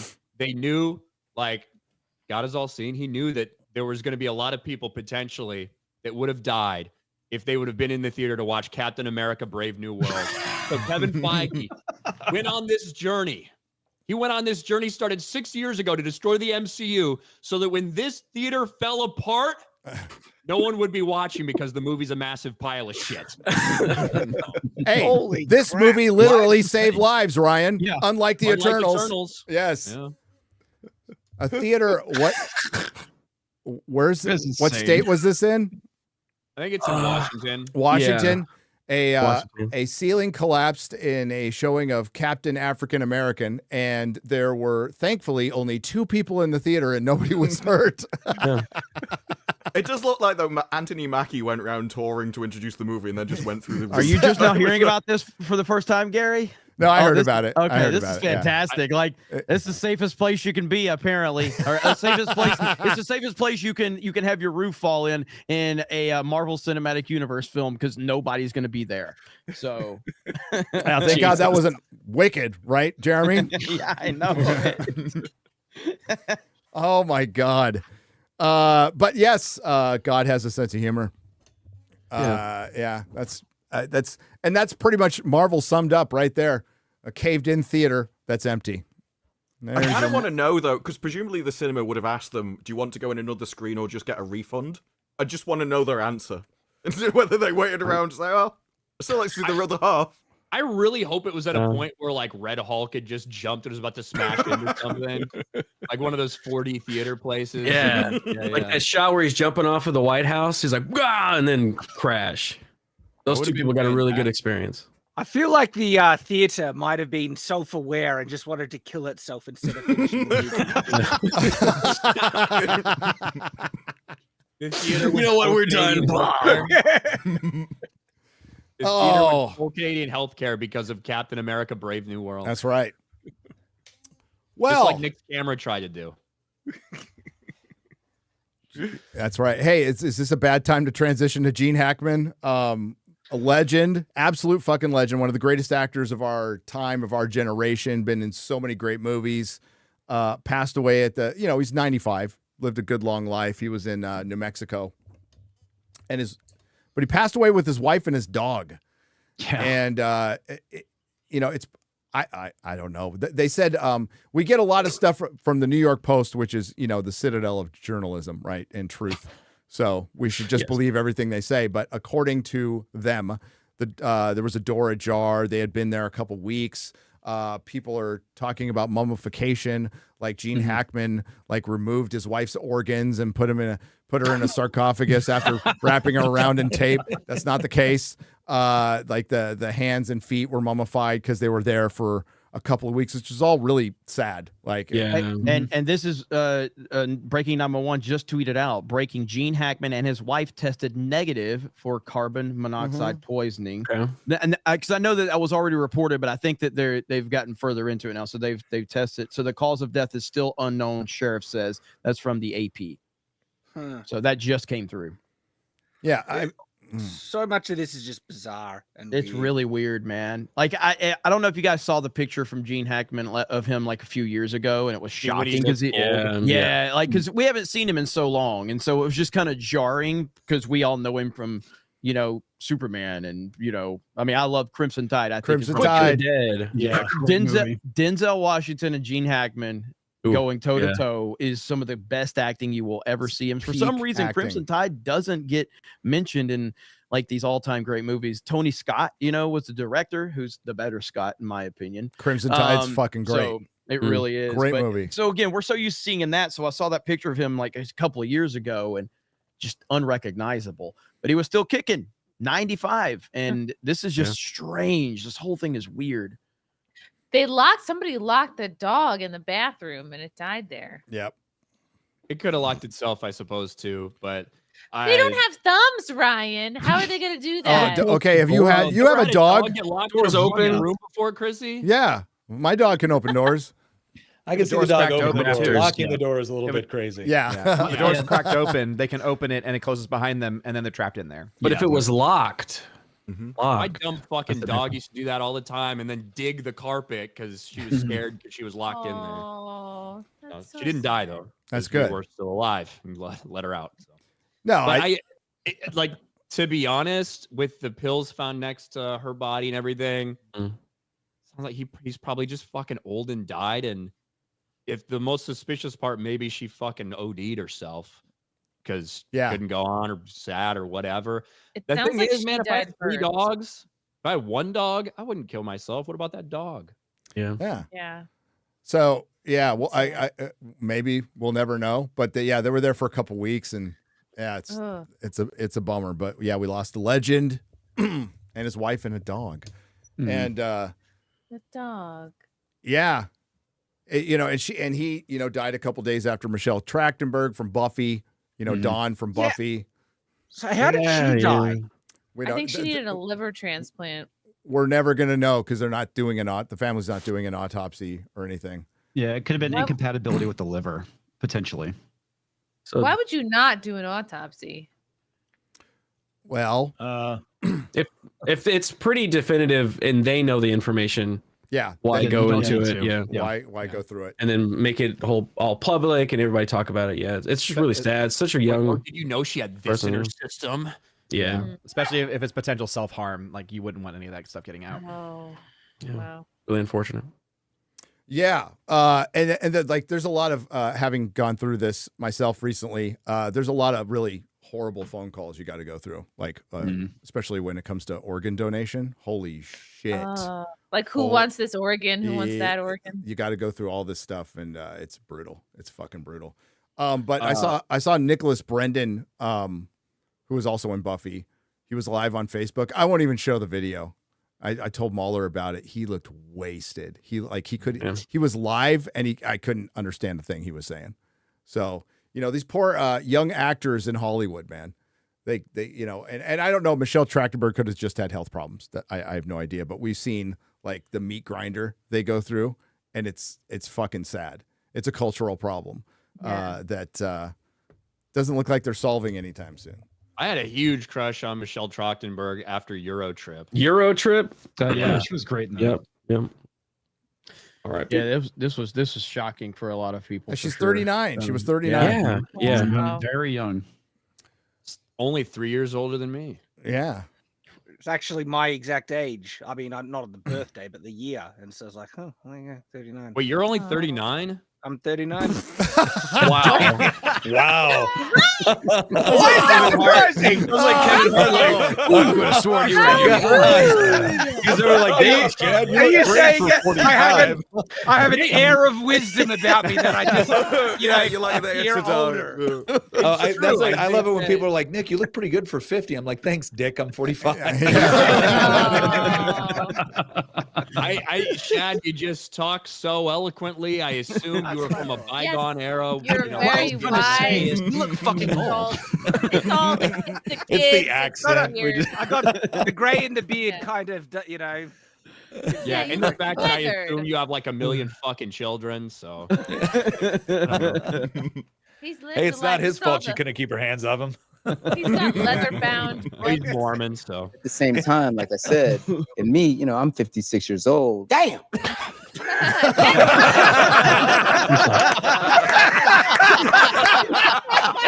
I haven't seen that's great.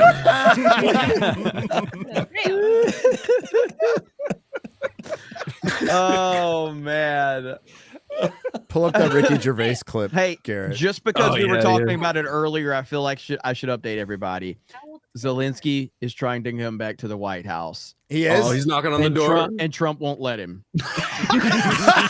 No. I mean, man, No way. No, Come it- on. Trump said it. Trump said point blank he wants to come back, and I can't allow it right now. That's a quote from Like President he's Trump. locked out. Did you That's see? so great. Did you see the? Trump said you must be at least this tall to enter the It's gonna be like Romeo and Juliet as she starts singing at the balcony. There's a dress code to get in the White House. Very. Hey, I had to wear a tie. What the hell? Yeah. Come back when you're a big boy. Did you see the? Be like, there's a doggy door around the corner. There you go. Did you see the Ukraine ambassador while that whole thing was going down? The video of her just going. Face palming. Oh, That's hilarious. Yeah. Whoops. Oh well. Hey, Ricky. Gary, did you see the Green Lantern pictures? I James Gunn did. put out? Yeah. If you could find, we'll get to Yeah, let me Gervais find in a him. second. Yeah. Yeah, like It looks I like just a. don't understand the same thing kind of with the first image we got of Superman in general. I don't understand that this is the first one we get. I think that was Kyle Chandler. Is Kyle that his name? Chandler. Yeah, I like think Kyle he Chandler. actually I did looks too. Great as Hal Jordan. I'm a Yes. huge fan of him. I like both of them. He's a actually. great They're actor. both He's a some great pretty actor. But I do. And but But it's like, man, this is a superhero fucking show. This is Green It Lantern. looks like it feels like the 2000s, like they're apologetic for it being based on a comic.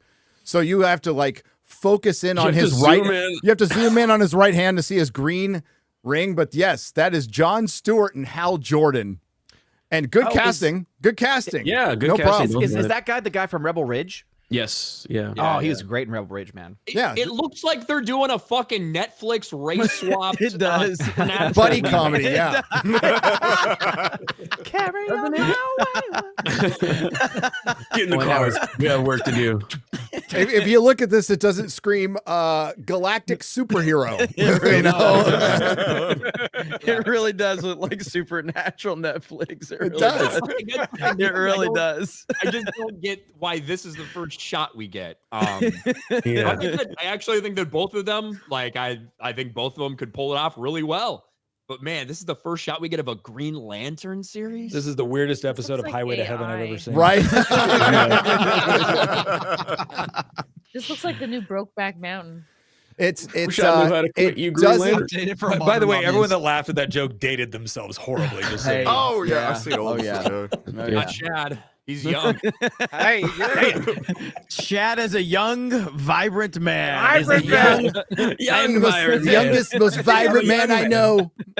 I do know Highway to Heaven though. Dude, I think I've seen all of Highway to Heaven, The Waltons, and Little House on the Prairie because my mum used to watch them as a kid. Yeah. And without the he internet, you watched watched whatever was on the TV. That was all you had.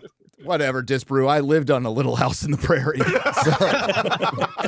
So He was there finding He was a engines. consultant. Is that to make sure Do he not You're quote right. the old law to him. Look at He the was hands. there when it was written. Look at the Little hands. deer on the There's prairie. 6 fingers. It is AI. No. Right 1, hand. 2, There's 3, 6 4. fingers. He just has a weird wide hand. Yeah. What? Why are you focused on his Stop hands? Well, other races have Stop different obsessing- builds, Christy. It's not, I know you're not usually exposed to that. I love that AI is making people question everything in reality. That's where we are, man. It really is. looks The like an amount AI. of AI shit that I see, and I'm like, wait, or if it's real, I'm like, wait, can I react to this? Is this real? Like, I just don't know. Like Elon with the chainsaw. He was like, this is a real photo because you have to say that. So, yeah, James Gunn's rollout of DCU has been bad. It's been bad. Now, the movies might be good, but the marketing's been fucking shit. Like the first pictures of Superman, you start with Creature Commando, a cartoon that nobody wants, and now they're rearranging their whole whole slate. Moved. They're chapter 1 of the DCU, which they came out and did basically a flea market Marvel version of their phase reveal, their first chapter of the DCU. Over half of the things they announced, they're no longer working on. You know, it's on the back burner, basically, for all the things that were supposed to be in this first phase. And they still want to do 2 live action movies and 1 animated movie, 2 live action series, 2 animated shows per year for the DCU. Yeah. That's a lot. Did I see that James Gunn admitted that the Snyder photo was meant to trigger people? Yep. Is that accurate? That's what he said. That's what he said. That's just ridiculous. What are you Probably why doing, Zack man? Snyder didn't post it. So. Like, it's just ridiculous. Like, Which photo is that? the one that they posted last week. And he said they didn't get the reaction they wanted, or didn't. No, and it shows that stuff is in their head, Jeremy, and like that should not be in your head. You should be worried about a Superman movie, and if you got time to fuck around with that stuff, it's ridiculous. Like, I just don't like James Gunn. I like his movies for the most part. I don't like him, and I was looking forward to the Superman movie, and I did like the trailer. But everything that's happened since this trailer has released has just not been good up to this point. And the fact that I know that, like, if you just were to put Superman flying around with an American flag as part of like the symbolic nature of this movie, what a tone that would set in today's America. And we know James Gunn's not about that. He's not going to do that. And it's just starting to piss me off, man. Like, my excitement for this movie is dwindling because of James Gunn being so focused on James Gunn. He's more about James Gunn than he is. It's all about he has to be the forefront. He has to be the star. I mean, he's look a at piece the of shit. Superman trailer. When the music kicks up, it's James Gunn right in your face. Yeah. Yep. All about him. well, no, he put himself in the intro for the cartoon, and he's on the cover of a variant Superman comic that's coming up. So yeah, James Gunn loves him some James Gunn. James Gunn and Zack Snyder's viral photo was posted to prove to DC fans that there's no bad blood between them. It's such a weird dynamic that's been created between factions online. Welcome to comic book fandom. You should know this, James Gunn. Yeah. This is DC. It's the way it's always been. It's the way it's always been. So yeah, I think it's a horrible rollout. I maybe this stuff will be good, and we can say, wow, it was a terrible rollout, but man, the movies were good. But it's been terrible. It's going to be very interesting in July because Fantastic Four and Superman both are going to be definitive moments for both of these production houses, and neither of them are coming in with good energy. Neither of them. The rollout for Superman has been bad. The rollout for everything DC has been bad. Marvel just had a massive flop, and they have to release Ironheart before, so that's not going to go over very well. So July is going to be very interesting. Yep. I don't think there's going to be any winners except for Jurassic World, I guess. You know what isn't? This entire stunt is weird in itself because it feels like this should lead to something. Like, I wanted to prove there was no bad blood, and by the way, he's making this movie. But if otherwise, it's like, I don't think about you at all. It's like, I want to prove I'm friends with this guy. I don't care. Just whatever. And one picture does that? Okay. Whatever. Yeah, I mean, anybody that's plugged in knows that those guys are friends anyway. Like, everybody knows. The picture? So, yeah, they're all in the same club. There it is. Everybody knows that James Gunn and Zack Snyder are friendly. Like, it's not a big deal. That doesn't change the dynamic of the fan base. Like, it's like, you know, bringing sports analogies into it. Do we think that the coaches or the players of the teams that have this rivalry aren't friendly? It doesn't change the fan dynamic.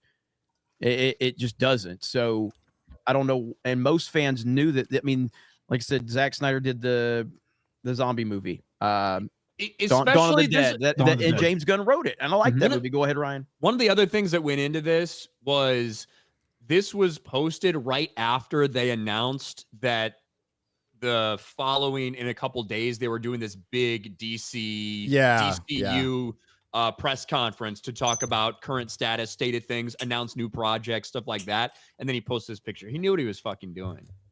Yeah. Only to basically say, oh, by the way, everything we said we were going to do, we haven't done about half of that, and we can't get it off we can't even get it off the floor right now. So we're just going to forget about that for a while, but we're really focused on what we have going on. Yeah, the authority's not happening. He even said, he elaborated on it, saying, oh, the scripts from the first two movies kind of step on the authority, so that's back burner, which is good news. Excellent news. That is actually. Excellent news. They need to push the authority back if they're introducing Superman and everything. They shouldn't have announced it at all. At all. They should have just said, hey, James Gunn, I'm taking over. We're doing Superman. That's more to come. And then you'll let them know later. Like, this whole rollout has been horrible. It's been horrible. The future of the superhero film will be decided in July. It will. You're going to get your gimmick movies with the Avengers over the next 2 years, right? But I think the future of like the individual superhero movie and how this drives the market gets decided in July. And I don't think it's driving the market anymore. I mean, look at the biggest hits. The biggest hits are all sequels to animated movies and musicals that Jeremy loves. Hey, Wicked was good. Hey, speaking of Wicked, anybody care about the Oscars this weekend? Anybody? I didn't even know they happened. Never heard of them. Don't fucking care. Oscars? Oh, the Oscars. I thought you were talking about the Mexican family next to me is about to be deported. The Oscars. Hey, I won't allow it. I need my tacos, man. I need my tacos. Not the Oscars. We have the recipes. That was the best. No, the best one was classic Mr. Bean right there. Yeah. Now that we have the recipe. It's so good. Oh man. Yeah, they're happening this weekend. I'm going to be on a watch party with Chris Gore. I've had to sit through some of them. Most of the movies fucking suck. They're really like it's a bad year. Anyway, Amelia Perez, I'm hoping it was going to sweep, guys.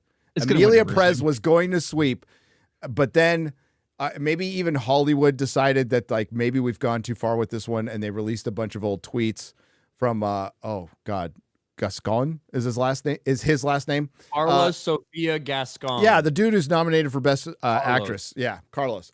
Carlos. I don't know if that was his name or not, but it's his name in the movie. Carlos. It's his name in the movie. Yeah. So when Carlos Esposito, the first third of the movie, he plays a dude. So and then he transitions. So later on, but that was going to sweep until he went out, and that's kind of gone quiet. It's crazy how like that got squashed immediately, and maybe Zoe Saldana wins one for supporting actress, but like there's no like great movie. Like even Dune 2 being up there, I'm not going to call Dune 2 great. Like there's and the fact that so many voting members of the Academy admitted to not watching Dune 2. Yeah. Like who are voting on it, they're like, yeah, I wasn't a big fan of the first one, so I didn't bother watching the second one. Oh, great. It's like, fuck, you're voting on this. My favorite was one of them. They said we're not going to vote for him because we think he's already won an Oscar, and it turned out he never did. It's like they're judging Pee Wee soccer. Like everyone gets a trophy and he's had his turn. Yeah, was that Rafe Fiennes? That's what they did, right? Rafe Fiennes, however the fuck you say the goddamn Welsh name. Yeah. I like how angry he got. The anger is just stupid. Did I pronounce that correctly? You hear that, Mahler? Like Rafe. Type your names with 14 consonants. Rafe OnlyFans. Conclave is a weird fucking movie. It's a weird movie, dude. I actually enjoy the first, I would say like 75 to 80% of it. And it was like I kind of assumed who would be the Pope at the end, but the reveal for the Pope at the end is wild because it's not even that wild. It's just weird, which is so fucking stupid. And then a movie just ends. Movies have just fallen off big time in terms of like shows have taken over. I mean, those are the things. Like again, all I want to do is like watch Cobra Kai. I'm in the middle of rewatching the whole series right now. It's just so fucking good. And 1923, did you watch the first episode, Gary? I did. It's freaking good. It's good. Damn good. So good stuff. Shows are taking out like there are, like you said though, in terms of movies, there's like Dune 2. I had really high expectations. I won't say I'm disappointed with it, but I preferred Dune 1 to Dune 2. I did too. I did. I like Dune 2 better just because it had a better conclusion and a epic battle at the end. Well, I felt like Dune 1 is tighter than I think so too. Yeah, like Dune 1 needed Dune 2 to at least carry on and not fuck it up. But once I got the Dune 2 and I can go back, I'm like, okay, well, I was really blown away by the first Dune the first time I saw it. I had no expectations going into it. And I still enjoyed Dune 2, but that's like the biggest hit of the year from a nerd standpoint, isn't it? Like what else is out there from I mean, what was the consensus in that year? Was Deadpool and Wolverine that Deadpool year? and Wolverine's not going to get nominated for anything. No. So it was a bad year because they pushed everything off, but like we're finding out that the stuff they pushed off wasn't good either. And now it's maybe 2026, but like more talent is going into this prestige series now. And that's what I'd rather. I'm rewatching Daredevil right now. Same. That's the thing. One of the reasons I've not seen a lot of movies recently is because I thought TV series were better for well over a decade. It just seems like this was a path that was going and everyone just jumped off at different points. But TV is always, it's where you can tell better stories because you can have better characters. They're told over a longer period of time. You have the length. Episodic structure allows you to have more chances to make a good story. I've never been much of a film person. Well, it's an aging out model right now. It's scripted. A scripted film is something that kids aren't going to. Like little kids will go to the parents will drag them to an animated movie, and that's where they're still going to do good. But like the innovation in cinema is gone. It's like their minor leagues are gone. Independent film is gone. They filled it full of a bunch of fucking bullshit. We can't like not mention it because it did contribute to its death. They filled it full of identity politics. I think the Oscars, I don't think they were going to be political until maybe today. And I think that's going to be the best thing to come from the Oscars is the anti-Trump rhetoric that potentially can come out of that, and that's and anti-Elon. Don't forget they have bad about Elon as well. So that will be the best part of the Oscars is roasting these clowns for those takes. That's going to be the most important thing. Nobody really cares about the awards. No one cares about best actor, I didn't even care. Like, even me as a big Nolan fan, I didn't really care that he won last year because the Oscars are just so tainted. They're so far away from being prominent. But it really doesn't matter. What did he win for? Oppenheimer. If the man wins best actress, I'm going to care about that story. Yeah. Not because I think it's about I'm going to want to talk about it. The last time I think I cared about the Oscars, like something that happened at the Oscars outside of like roasting them, it was pretty cool when Leo won. That was a pretty cool win for him because it took so long. And there was like a story to that. But outside of that, they really are irrelevant. Their ratings go down every single year. They just do not matter. And they've done this to themselves because they've made the entire show less about movies and more about the messaging, which is the problem with Hollywood overall as well. Yep. It's more about the message and less about the art. And that's why the Oscars are completely useless at this point in time. I would say the only exceptional movie that came out last year, honestly, I think was Nosferatu. Everything else was like, pretty mediocre or decent. That is one of the things which is interesting about the Oscars is it signals where Hollywood would like to go. And so by what they reward is where they want the industry, because they reward by prestige, is why Amazon is so desperate to get awards, so people take them seriously. And so by what they reward, you can tell their future ideology. And so if they wanted to change, you would find different movies being rewarded as to signal that path. As it is, I think. But I feel like I'm watching a bunch of people argue over a corpse. Yeah. It's like when I look at the Oscars and like, oh gosh, we want to win an Oscar. Like, again, I feel like you're arguing over a corpse on the side of the road. I've gotten to the point where I don't get nearly as much entertainment or informational value of watching a movie as I do. And this is going to sound like I'm kissing ass here a little bit, but watching you guys roast the movie. I've almost gotten to the point where I'm a little bit disappointed when a movie is good, because I'd rather watch the roast. Same here.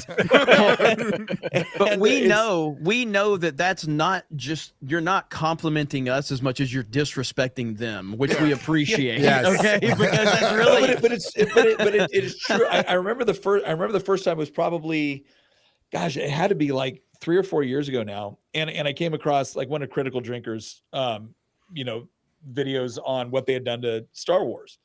And specifically what he had specifically talked about destroying your old, it's not good enough that they're trying to cram new heroes down your throat. They're trying to destroy your old heroes in order to make space for them. And I thought, damn, yes, that's it. And then that kind of took me to this rabbit hole on YouTube of going around. I was like, I am getting more value and more entertainment out of watching this than I am anything Hollywood's putting out. And the only areas that I've seen where I really have seen like genuine entertainment value and stuff that my wife and I can actually watch is more the series that are coming out. Like I like Landman and some of these other ones that are coming out. And but we even got to a point, because again, my wife Tina and I, we would sit there and every once in a while we just need a day where it's like we're just going to sit here and binge watch something.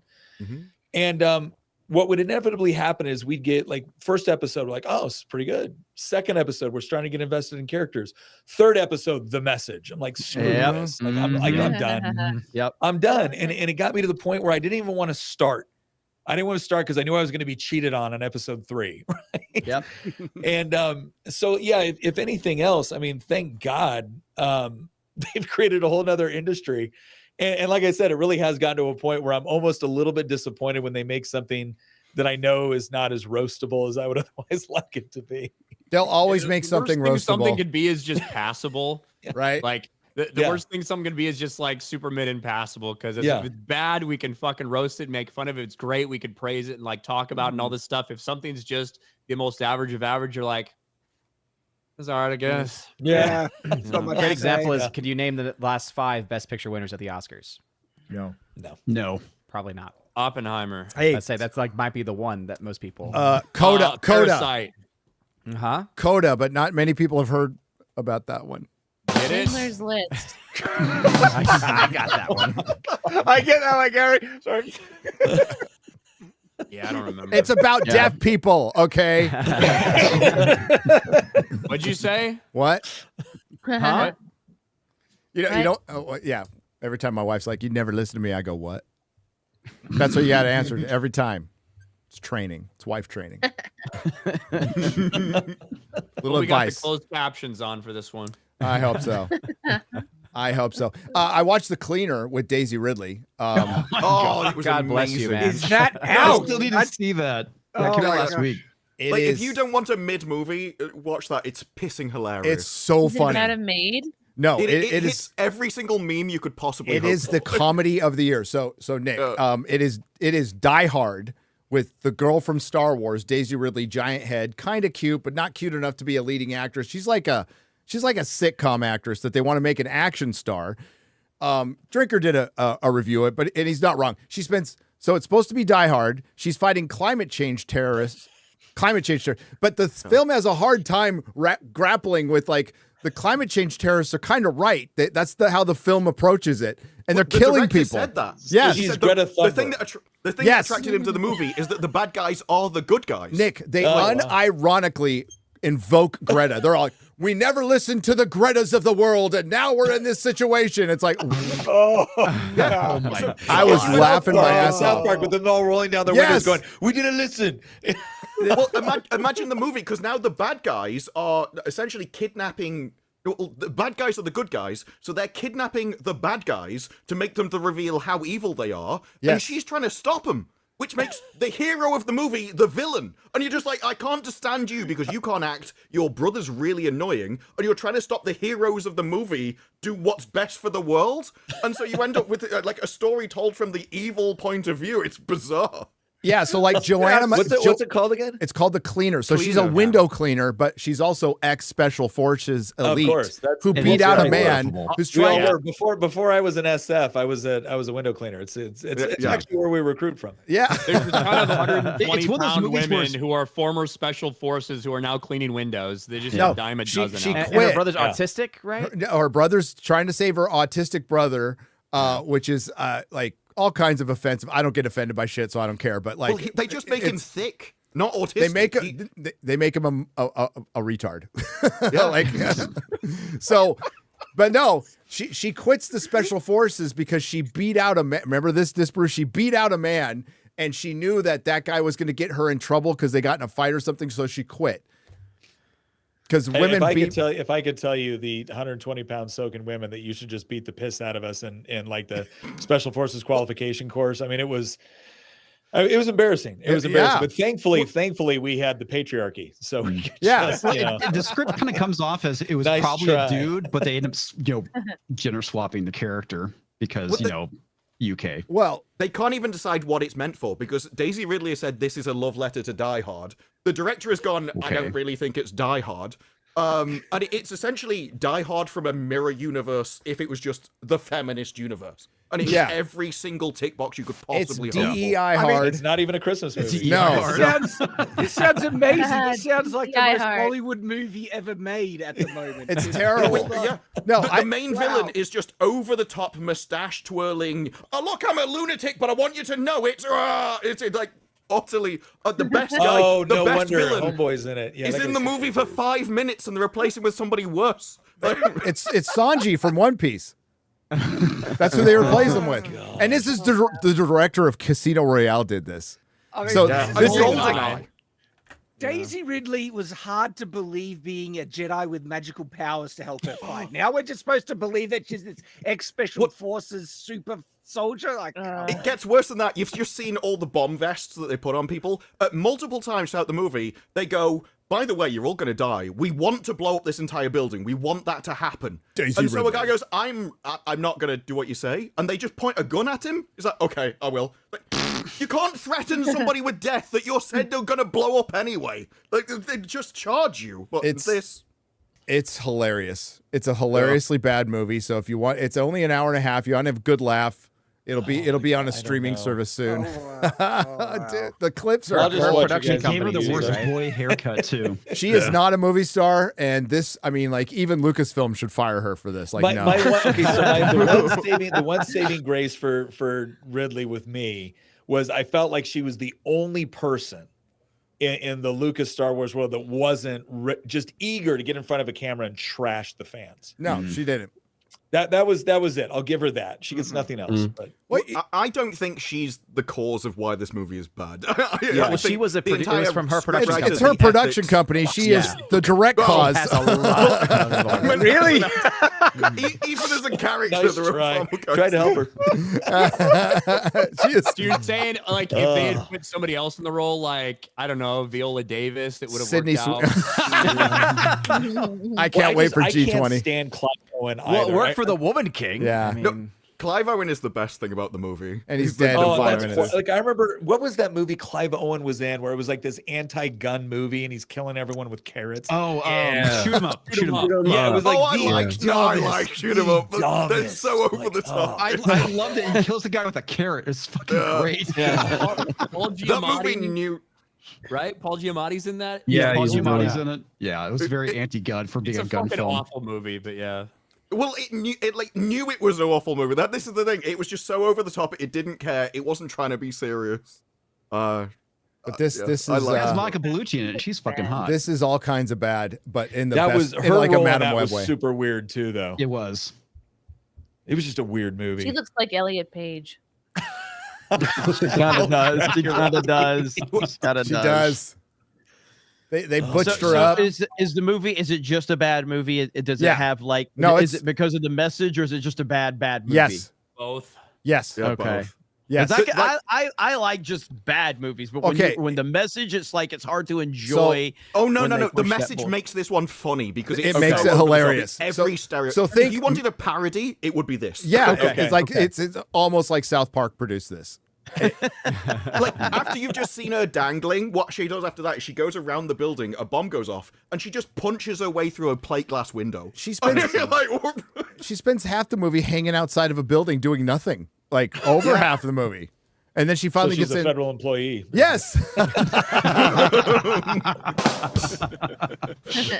This is your career after Star Wars. This Future is Hollywood- Star Wars Like- actors. Okay. So we're talking. You can predict the winner of every fight in this by genitalia alone. Yes. Like you can predict their fighting ability. You can. That's You have to assume their gender, then disprove. Well, I live in the UK. I can't be a bigot. Legally, like you can't. Legally. Hey, get Ricky Gervais has some inspirational words for us. Another bathtub story from Ricky. Yeah. Oh. What is this in response to, by the way? Wolf. I think it's it kind of it's. I think it's self-explanatory. Okay. Hi guys, Ricky G here, wellness and beauty influencer. If you like your food, but you don't like exercise, you're probably piling on the pounds. And you get bigger and bigger, and soon you don't feel like exercise at all. And you think, what's the point? And you're embarrassed about going to the gym or being seen waddling along the road. Fat cunt.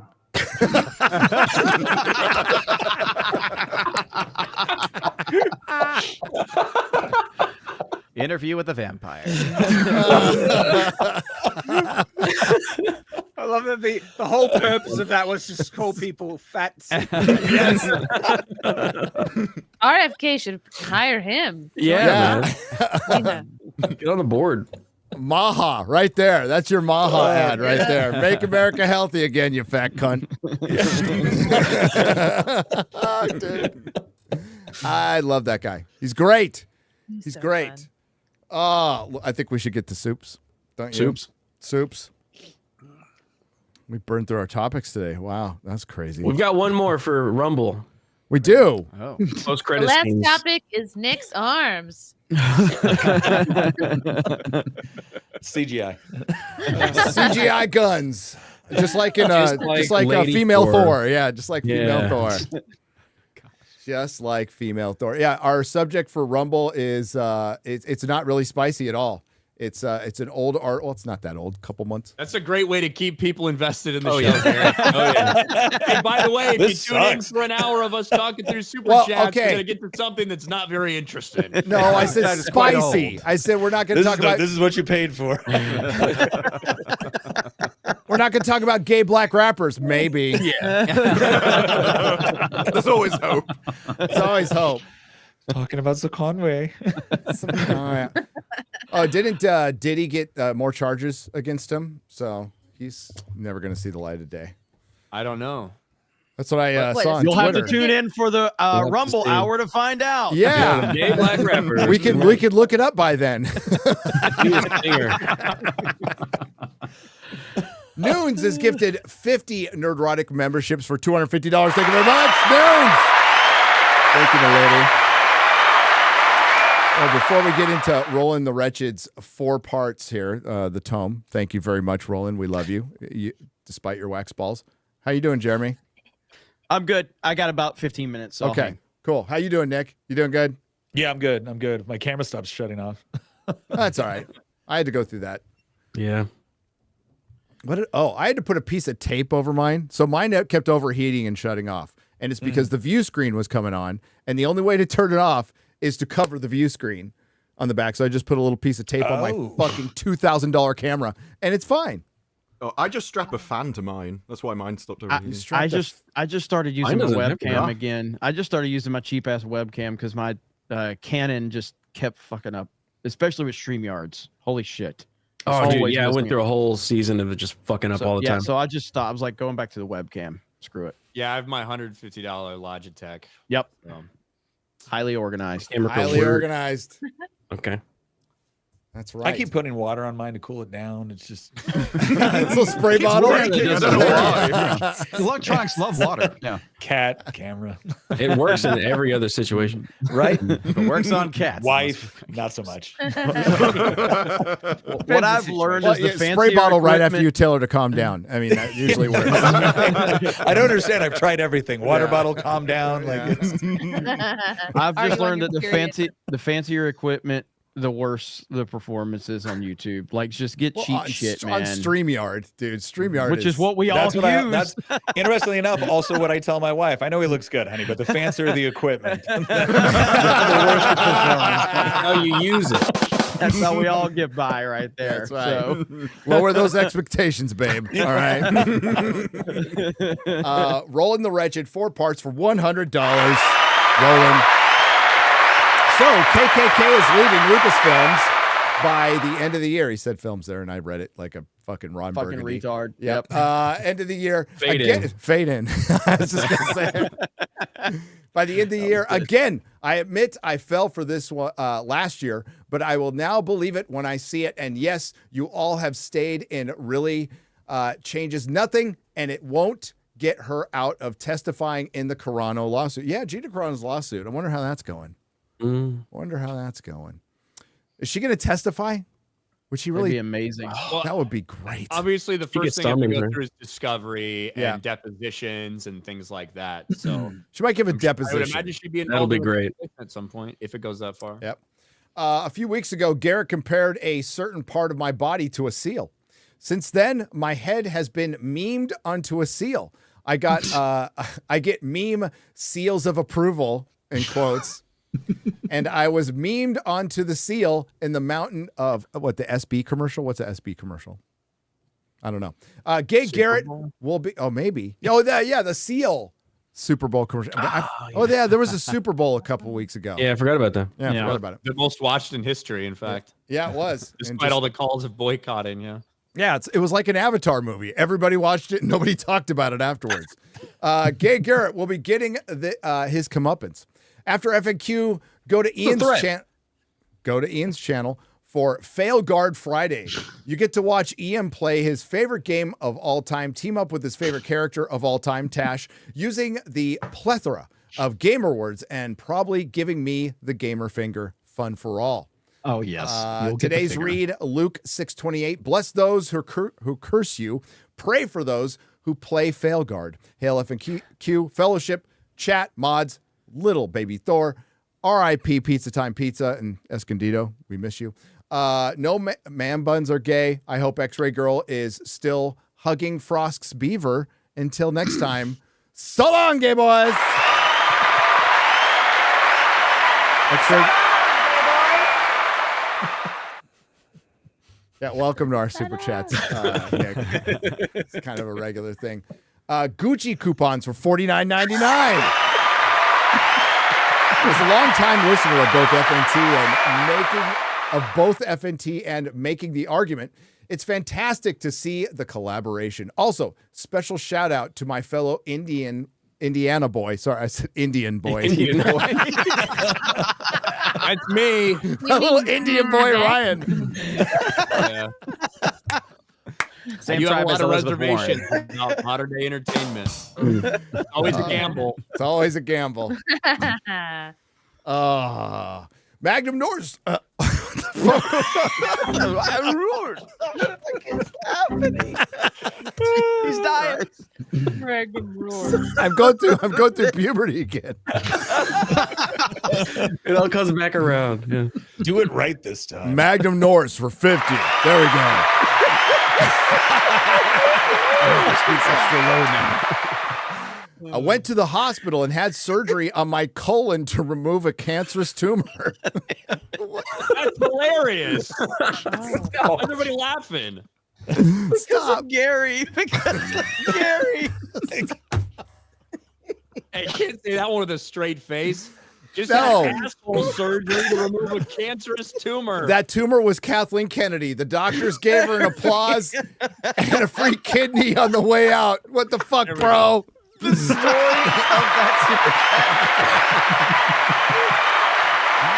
that dude. If my friend Scott's out there, he'll know. We were at a Charger game, and at halftime, that I've told this story before, so sorry. There's new people in the audience, and Nick's here, kind of. His pride flag is up.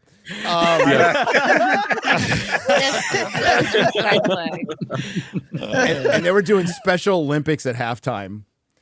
And me and my friend were trying not to laugh the whole time because, you know, a part of it's fine. But then they did they did a race around the field, Ryan, and one of the kids just fucking cut across the field and won the race. And we were fucking dying laughing. And we're dying laughing while the Down syndrome people are like trying to do gymnastics, but we were laughing at the kid crossing the field and cheating and winning.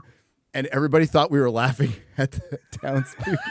They got so fucking mad at us, and we couldn't stop laughing. We could not stop laughing, dude. Honestly, it's fucking fair game. And like, I don't think that Down syndrome people actually have emotions. Like, I don't feel like it. I think it's fine, probably. You can laugh at them. They have one emotion. I know It's they hot. didn't care, but the people around, like, we couldn't. And the more they got mad at us, the more we laughed. Parents of all of those children's sections, just and it was a dying preseason game, right? So like that's when they do this in the preseason game. Yeah, that was bad. If you've ever seen The Ringer, I mean, The Ringer kind of shows it's okay. When the fuck did we get ice cream? Kratos Algrados. I quote that movie. Yeah. For 50. Because I love it when you call me Big 50, but I'll settle for a Crisis on Infinite Girths. Oh, that's good. And that's all I have to say about that. Well, thank you. Thank you. Alec Baldwin's finger for $1.99.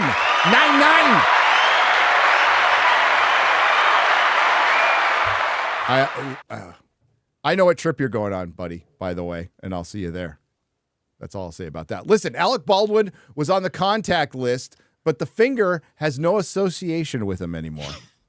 There you go. Dude, I was showing that. Did you see that Trump impersonator troll? Yeah, Alec Baldwin? where he Alec Baldwin threatened to snap his neck. We love the kids. We do deals with the kids. We love them. The whole time I was like covering it, I kept wanting to say Alec Baldwin's finger. I didn't really want to call him Alec Baldwin. I just kept wanting to say Alec Baldwin's finger. And it's like, look. Oh, here it is. This is When perfect. the fuck did we get ice cream? What? You gotta play the whole scene though. Like, Yeah, you need context. What led up to it? You stopped off for ice cream. When the fuck did we get ice cream?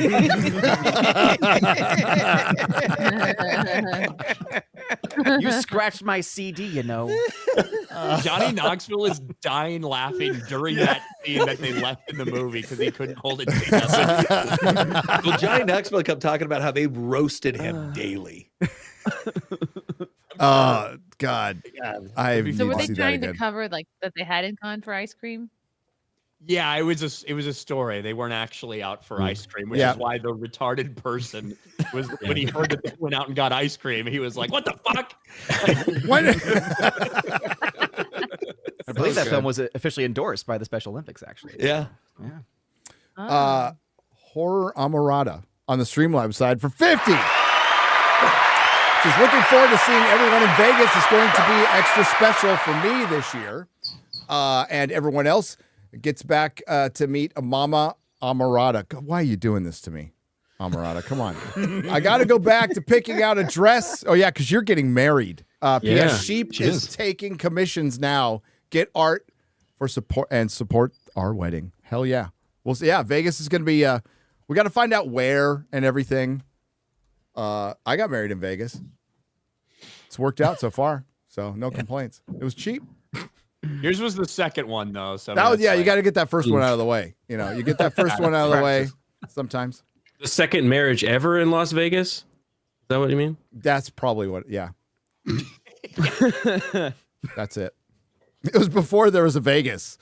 It was just performed by a native fucking Indian in the desert. in the middle of the desert. One guy rolling dice. Ryan, Indian Ryan. Indian Ryan. Yeah. He didn't even do a landing. Indian Ryan. A native Eskimo. Revco 250 for $49.99. Do you think that we'll ever get another cinematic franchise that shapes culture but isn't based on previous media, books, comics, TV, etc., like Star Wars? Are movies now destined to stand as addendums to other media? I don't think so. If you're looking for another Star Wars, no, there's only one Star Wars. There'll only ever be one Star Wars. But yeah, I think everything would probably have to be based on a book because the best are not, Hollywood's not putting up their best anymore. And they're a long way from it. Something that was good on a small budget, because with the budgets the way they are now, it's too much to risk without a brand attached to it. So they'd have to get back to the little tryout movies. In some way. Those things it would have to be an independent. It would have to be an independent. Yes. I agree. It'd have to be like an independent movie that blows up. Yep. Right. And it's possible. It can absolutely happen. Elon will finance it. Yeah. Maybe, Well, yeah. There'll be something about Mars. For sci-fi, yeah. We're not in innovative Hollywood anymore. We're a Hollywood past maturity. So like when we got Star Wars and stuff like that, they were being experimental. They were trying new things. They had the best talent. They really did have a commitment to making art. You know, it was still corporate and they still made fucking bad movies, but they were just in better shape. We had a dozen great directors that everybody knew off the top of their head. Now we don't. We got Nolan, Denis, but like Nolan puts butts in seats.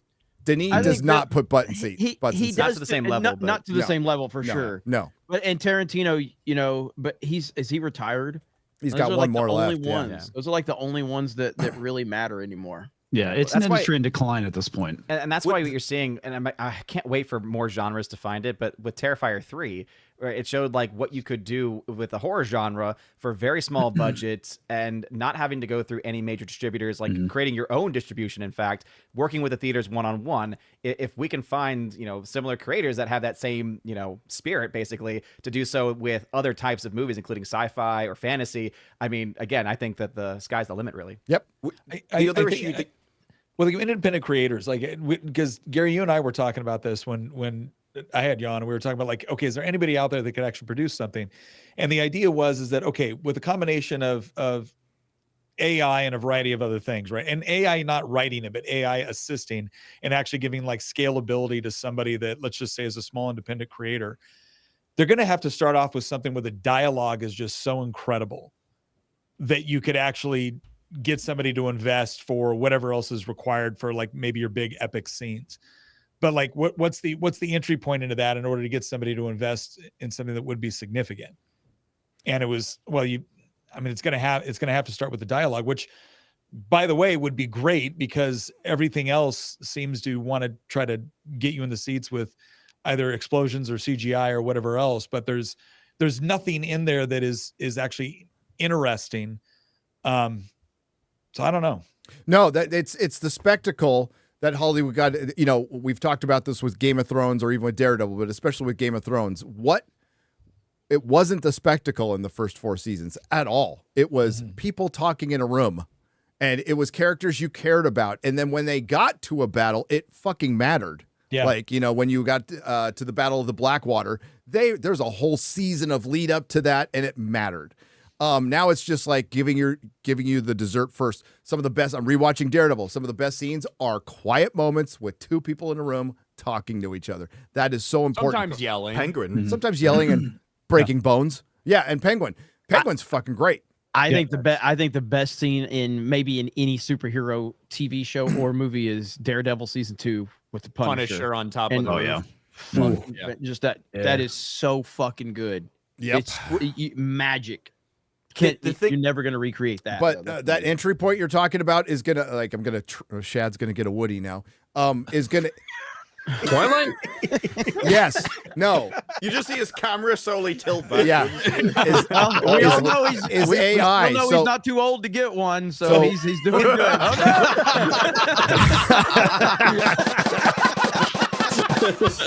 No, that entry point is AI. So some kid is going to develop his own story at home.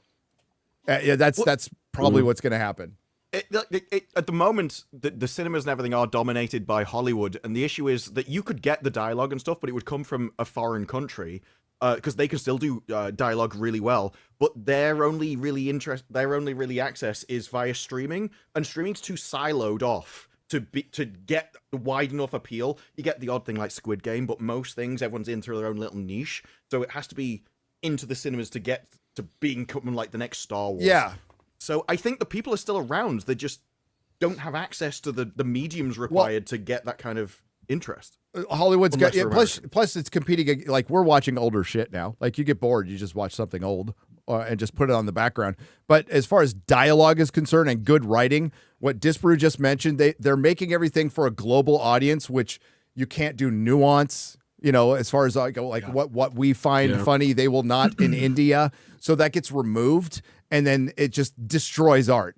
So it should be made for the niches. I don't know if we get like a big franchise anymore, but we'll get a lot of niche stuff. That's I think it's funny to make fun of how Indians shit in their streets, but they don't like. They don't think it's funny. And they have to hand out pamphlets. The idea that like there's cultural nuances that just make it incredibly like special if you understand the cultural nuance, but then how do you take that out to a broader audience?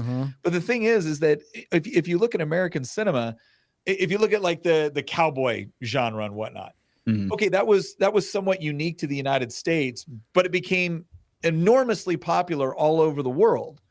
And so I do think if you're willing to actually invest the time in something that's culturally relevant to a particular group, other cultures can appreciate that, and then it makes them want to learn more about it. I mean, I'll put it this way. Every major Clint Eastwood classic you love is based off of a Japanese samurai movie, right? It's Yojimbo, it's Sanjuro, it's, the Seven Samurai. That's the Magnificent Seven wasn't Clint Eastwood, but, A Few Dollars More, A Fistful of Dollars. I love those movies. And the cultural relevance of what was going on, when they're talking about this in a Japanese film, it's still accessible. Like, I get it. I'm not like entirely like, oh God, like I just killed someone with a samurai sword. I wonder what the conflict is. Like I can figure it out. Right. But I think you're right. I think there's something to trying to make it so globally generic that everybody instantly gets it. I don't think it actually creates for something that it doesn't. On the large scale is more marketable or even more profitable. And you're right. Westerns are huge in Japan. There's a whole thing where they dress up as cowboys and shit. Westerns are huge. They've in Italy and in France. Both of them still make Western comic books. Black Lives Matter. Oh, now it's Pride. It's risk averse. They're afraid of risk. They think if they make it as bland and as massively appealing as possible, they will get something massively appealing. But that's not always the case. And also, just because it makes more money doesn't mean it's necessarily more like relevant overall. Star Wars, much more relevant, right, than Avatar. Well, and I think it's short term versus long term. right? Yeah. Like it might make more money immediately, but when you look at some of the greater franchises and whatnot, it was so impactful to one particular culture that, again, it was worth other cultures kind of embracing it and figuring out what it was. And then long term, over time, you didn't just have one blockbuster movie, you had an entire culture that spanned the globe. And Hollywood used to do that. I mean, Hollywood used to be the State Department for the United States, right? When it came to like cultural exportation. And it's not. Well, the other thing too is you can't have creativity through committee, which is a huge issue. Is that a lot of these great films that we love so much was either created by one individual who was the driving force, or two individuals. Now everything is committee by committee. That's what we have with Star Wars, and that's why a lot of this shit sucks. Yep.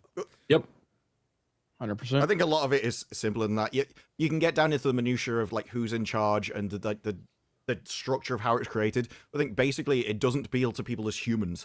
There are things that appeal to people on a generic level across the world, which is basically masculinity and femininity are the two things that divide nearly all audiences, and you can appeal to one or the other, and that will determine the target audience. So Die Hard was a masculine movie, The Cleaner is a feminine movie, and that changes what's in the movie itself.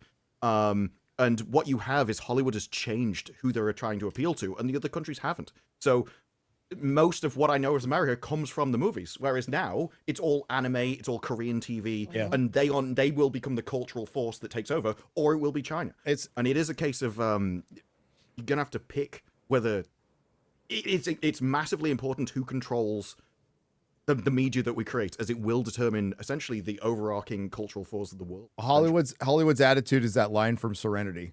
We're not trying to tell you what to think. We're going to show you how. Yeah, that's their attitude. Is like, we know better, and we'll show the rest of the world. We'll take heteronormativity. That fucking word, that word from academia. Also known as normal. What normal? Yeah. Exactly. So it is like normal to be heterosexual, and you're like, yes. What's your point? Well, but it's just like anything else with us. Like, the media has changed forever. You remember when we were younger, there was only a few channels that were covering stuff. Now, like, media completely has changed our behavior as to how we cover things. Nobody's watching Fox News and MSNBC anymore. You're watching your favorite independent creator talk about the cultural stuff going on in the news. That's how entertainment's going to be. A generation is being raised by Mr. Beast videos. They're not going to even know what it's like to go to a movie theater. They're not going to know what it's like for a midnight release for a Call of Duty game at GameStop. They're not going to know any of that. They're being raised completely differently now. And Jeremy's not including you like in this, Shad, because you're such a young man. So. Yeah, I was going to say we should have stopped with cave paintings. We made a mistake. So I remember the first time, and this is again dating myself again. I remember the first time, like we didn't have. We didn't really have cable when our kids were growing up. Like, we had streaming and we would, watch movies and stuff like that, but we didn't really have cable. And the first time we were traveling and we were staying in a hotel and the kids were watching, a cartoon or something, and a commercial would come on, they would look at me and be like, "Dad, can you skip this? How do we skip this?" Yeah. You don't. Welcome to my childhood. You don't know how hard we had it. You don't know what it was like. No, it's exactly like that. Like, my kids, the very notion of hiring a film from the, movie store, like, it's a foreign thing to them. Or the fact that you'd have to actually wait weekly for the next episode of something that you want to watch. They just they get it all completely. Yeah. And your poor kids, the fact that they live in a country, they think every other country's been conquered by birds, and they haven't. Only yours. Yeah, no, it's that generational stuff. Like, I remember when my grandfather was talking about running away from home at 16 to fight in World War II, and I'm like, yeah, and commercials, right? Those suck. I know. The real struggle was trying to fit a CD player into your pocket. So that was the worst. And whenever you went over a bump, the music skipped. Yeah, I would have to mow the lawn with my fucking CD player, trying to listen to my music. Hey, they didn't have noise canceling. Okay, you could hear fucking everything. Yeah, everything. The real struggle was waiting for free nights and weekends so you could talk on the phone. Oh, when they rolled over. Oh, I thought you were going to talk about free DCs. Cinemax. Oh, sorry. Yeah, the weekend, free Cinemax weekend. Yeah. The internet DCs when someone phones you. And you're like, why have you just said you've just disconnected? Oh my God! Remember those sports CD players that were supposed to not like jump, and they jumped all the time. All the time. Oh yeah. All the time. I'd be out jogging, and I've had to like hold it like this. That's how we know Sony's a liar. We've known it this whole time. Liars. You jogged, nerd. I did. All right, I'm gonna bounce. I gotta get ready for Later, Covercast again. So thank you, Nick. It was awesome being on with you. Everybody else can go fuck yourself. Nick, when you return, I'll say it back to you. So, all right, everybody, except for you, Shad. You're a young guy. I don't want to. I'm a young, vibrant man. There you go. So, all right, later, everybody. Later. See ya. Bye. See you, man. That was really impressive how fast you pulled that clip up, Garrett, when Ryan said that. So, Oh yeah, well done. Well done, diversity hire. It's his ringtone. I did it. I did it. Which one? Sorry. Bic, The ice cream. not the ice cream one, the Oh, age yeah, the one. other one. The age Oh, one. yeah. Yeah. Kevin Hart one. Bitcoin guy on the Streamlabs side for 50. Last week. What was that? Bitcoin guy probably isn't doing so hot this week. Oh, Yeah. God. Yeah. Ooh, yeah. Is the bad is it? Bitcoin not doing well?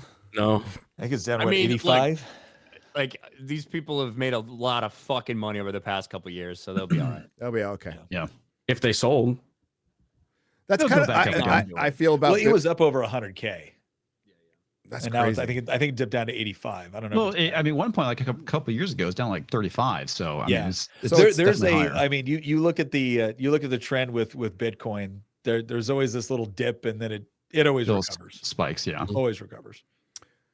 Hey, good luck, kids, with the Bitcoin and the AI. I'll be dead when I it got finally my takes comic over. books. I don't have to worry about it. Your I got comic Bitcoin and books your and Lego. tapes and your rock Yeah. and roll music. Yeah, I've got key comic books. I'm sure they'll be great investment if my kids can find them. Well, that's my favorite thing about Lego. If you track Lego versus gold, Lego is actually a better investment consistently. It's just worse to step on in the middle of the night. So Yes. Yeah. Ooh, yeah. Bitcoin guy for 50. I already did that part. Last week, I had a talk at a conference about cultural Marxism in movies. It was a blast. That was only possible because of all of you. And the walk, X-Ray Girl. Did he have some I was hungry. Chinese food? The work. The woke, I work. was hungry, so I The missed work time. you did. Okay. It says the walk you did. It's like, I didn't cook. The work you did over the years. Thank you for everything. We are winning. Hail the fellowship and hail FNT and hail to you. Maybe one of these days, X-Ray Girl will correct spelling and super. Don't even bother. You know now. what? I It saw won't those help. blogs. The integrity. I give her shit, but it won't help. I'll still see it as walk. There'll be an R there, but whatever. Stormweaver for 100 Canadian pesos. Good evening from Canada, the 51st state. Nerdrotic and crew, a special shout out to Nick and fellow Portuguese. There you go. Portuguese. Ah. Yes, Portuguese. We are an exotic and romantic people. Yeah. That's not true. I do think that is the proper pronunciation. I like that. It threw me a bit. I learned a lot That of is not what your mother said. I learned a lot about I learned a lot about that from Shogun. What you guys did. I'd like whenever you're Portuguese, like, oh wow, Portuguese. What did your family do? Spices. We did spices. We were not the other. Yeah. There's only two ways Portuguese people made money, and we're gonna go with spices. There you go. I'd like to thank you all for the great work against the woke mind virus. All the best and take care. You too, man. Thank you. That's really nice getting Gan here. Little less that Jeremy's gone now. Beardo's Dorito-shaped body for $10 says, Nick on FNT, is this show becoming respectable? No. Did you watch it? That obviously came in earlier. That's a ridiculous thing to say. Yeah. Sorry about your future political career. I apologize in advance. Dude, this is the Trump era, man. It's Yeah, you're good. Wow, You're good. rest now. I got to tell you this real quick. I had a boss He was a former Special Forces Sergeant Major. He had done a lot of time in Central America. Look, there was some stories, right? There was some stories. And all of us, and I remember one time he's like, I'm going to be president one day. And we're like, Bruce, there's no way, man. There's no way you're going to be president one day. And then all of a sudden Donald Trump gets elected and all of us like, holy hell, Bruce is going to be president one day. You have a chance. You have a chance, at least for now. Drunk engineer for yes. Dude, okay. That Zelensky, I have never seen anything like that in politics ever. Like that was crazy and historic what happened today. Like it was, that's probably how the meetings go, I'm guessing, behind the scenes, but to do that just in public and for him to come out there and like Zelensky to shit the bed like he did, that was fucking crazy. Well, because the Dems have been licking his beehole for the last 4 years, and he thinks and Europe, he can sass the president. He looked like such a and Brett Baer on Fox is interviewing him right now, and it's just like the more I listen to him talk, the more I'm like, oh wow, why do we give this guy billions of dollars? He's a tool. Money laundering. 350 billion. Here's what I don't understand. Germany, the UK, and France all have higher GDPs than Russia. All of them. There's no reason why the EU shouldn't be able to support Ukraine with all of the weapons and money that they actually need in order to fight this war, except for the fact that at the same time they complain about the United States, that they're relying upon us in order to provide for their security. That's it. And Trump's finally just saying, look, it's not that we want Russia to win. That's not what it is. It's just Europe can start taking care of Europe's problems since you have such a problem with the United States. And they don't want to hear your own shit for change. Oh, apparently he called JD Vance a bitch in Russian. Ooh. You notice he didn't say it to JD Vance. He had the opportunity. No. only thing that was there was, space and opportunity, and he had both. He didn't. Okay. Yeah, this is not a NATO problem. Ukraine's not a NATO country, but the fact that so many were pushing for it to become one is what led to what's happening right now directly. Look, so let me get this straight. NATO was organized in order to deal with the aggressive expansion of communism. So NATO's primary target right now should be the university system. Yes. Yes. Accurate. That's very accurate. Absolutely true. Facts. No, that's a tweet. That's a tweet. Listen. We fucked around with their election. Like we created this problem by interfering in their election in 2014. And now, like, it is Europe. We're tired of taking care of you, especially what Nick just said. A lot of your leaders probably don't even recognize Trump as a president or a leader. They're actively working against him. But please give me money, Daddy. It's like, fuck off. No, nobody wants war. Nobody fucking wants it. But like, I don't want us paying for it either. So it is a bit different because Trump isn't going, well, you're on your own. He's going, I will make peace.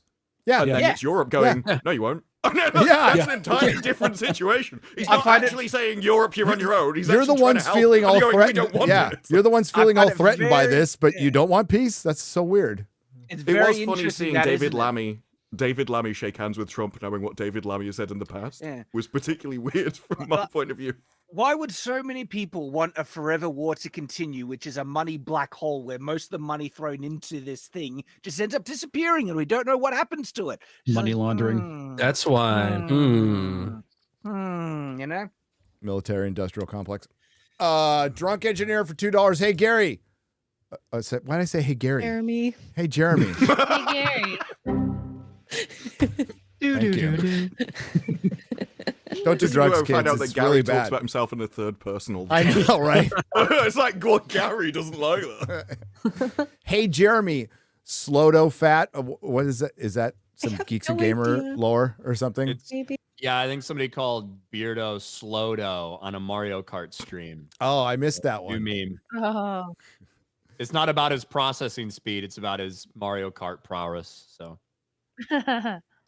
Bebop Cowboy has gifted 5 Nerdrotic memberships for $25. Thank you very much. Oilers Workshop for $4.99. Gore said Star Wars is for sale. Tell Nick to buy it for me. I'll throw in a couple bucks, Nick. We can do it. I want the Acolyte.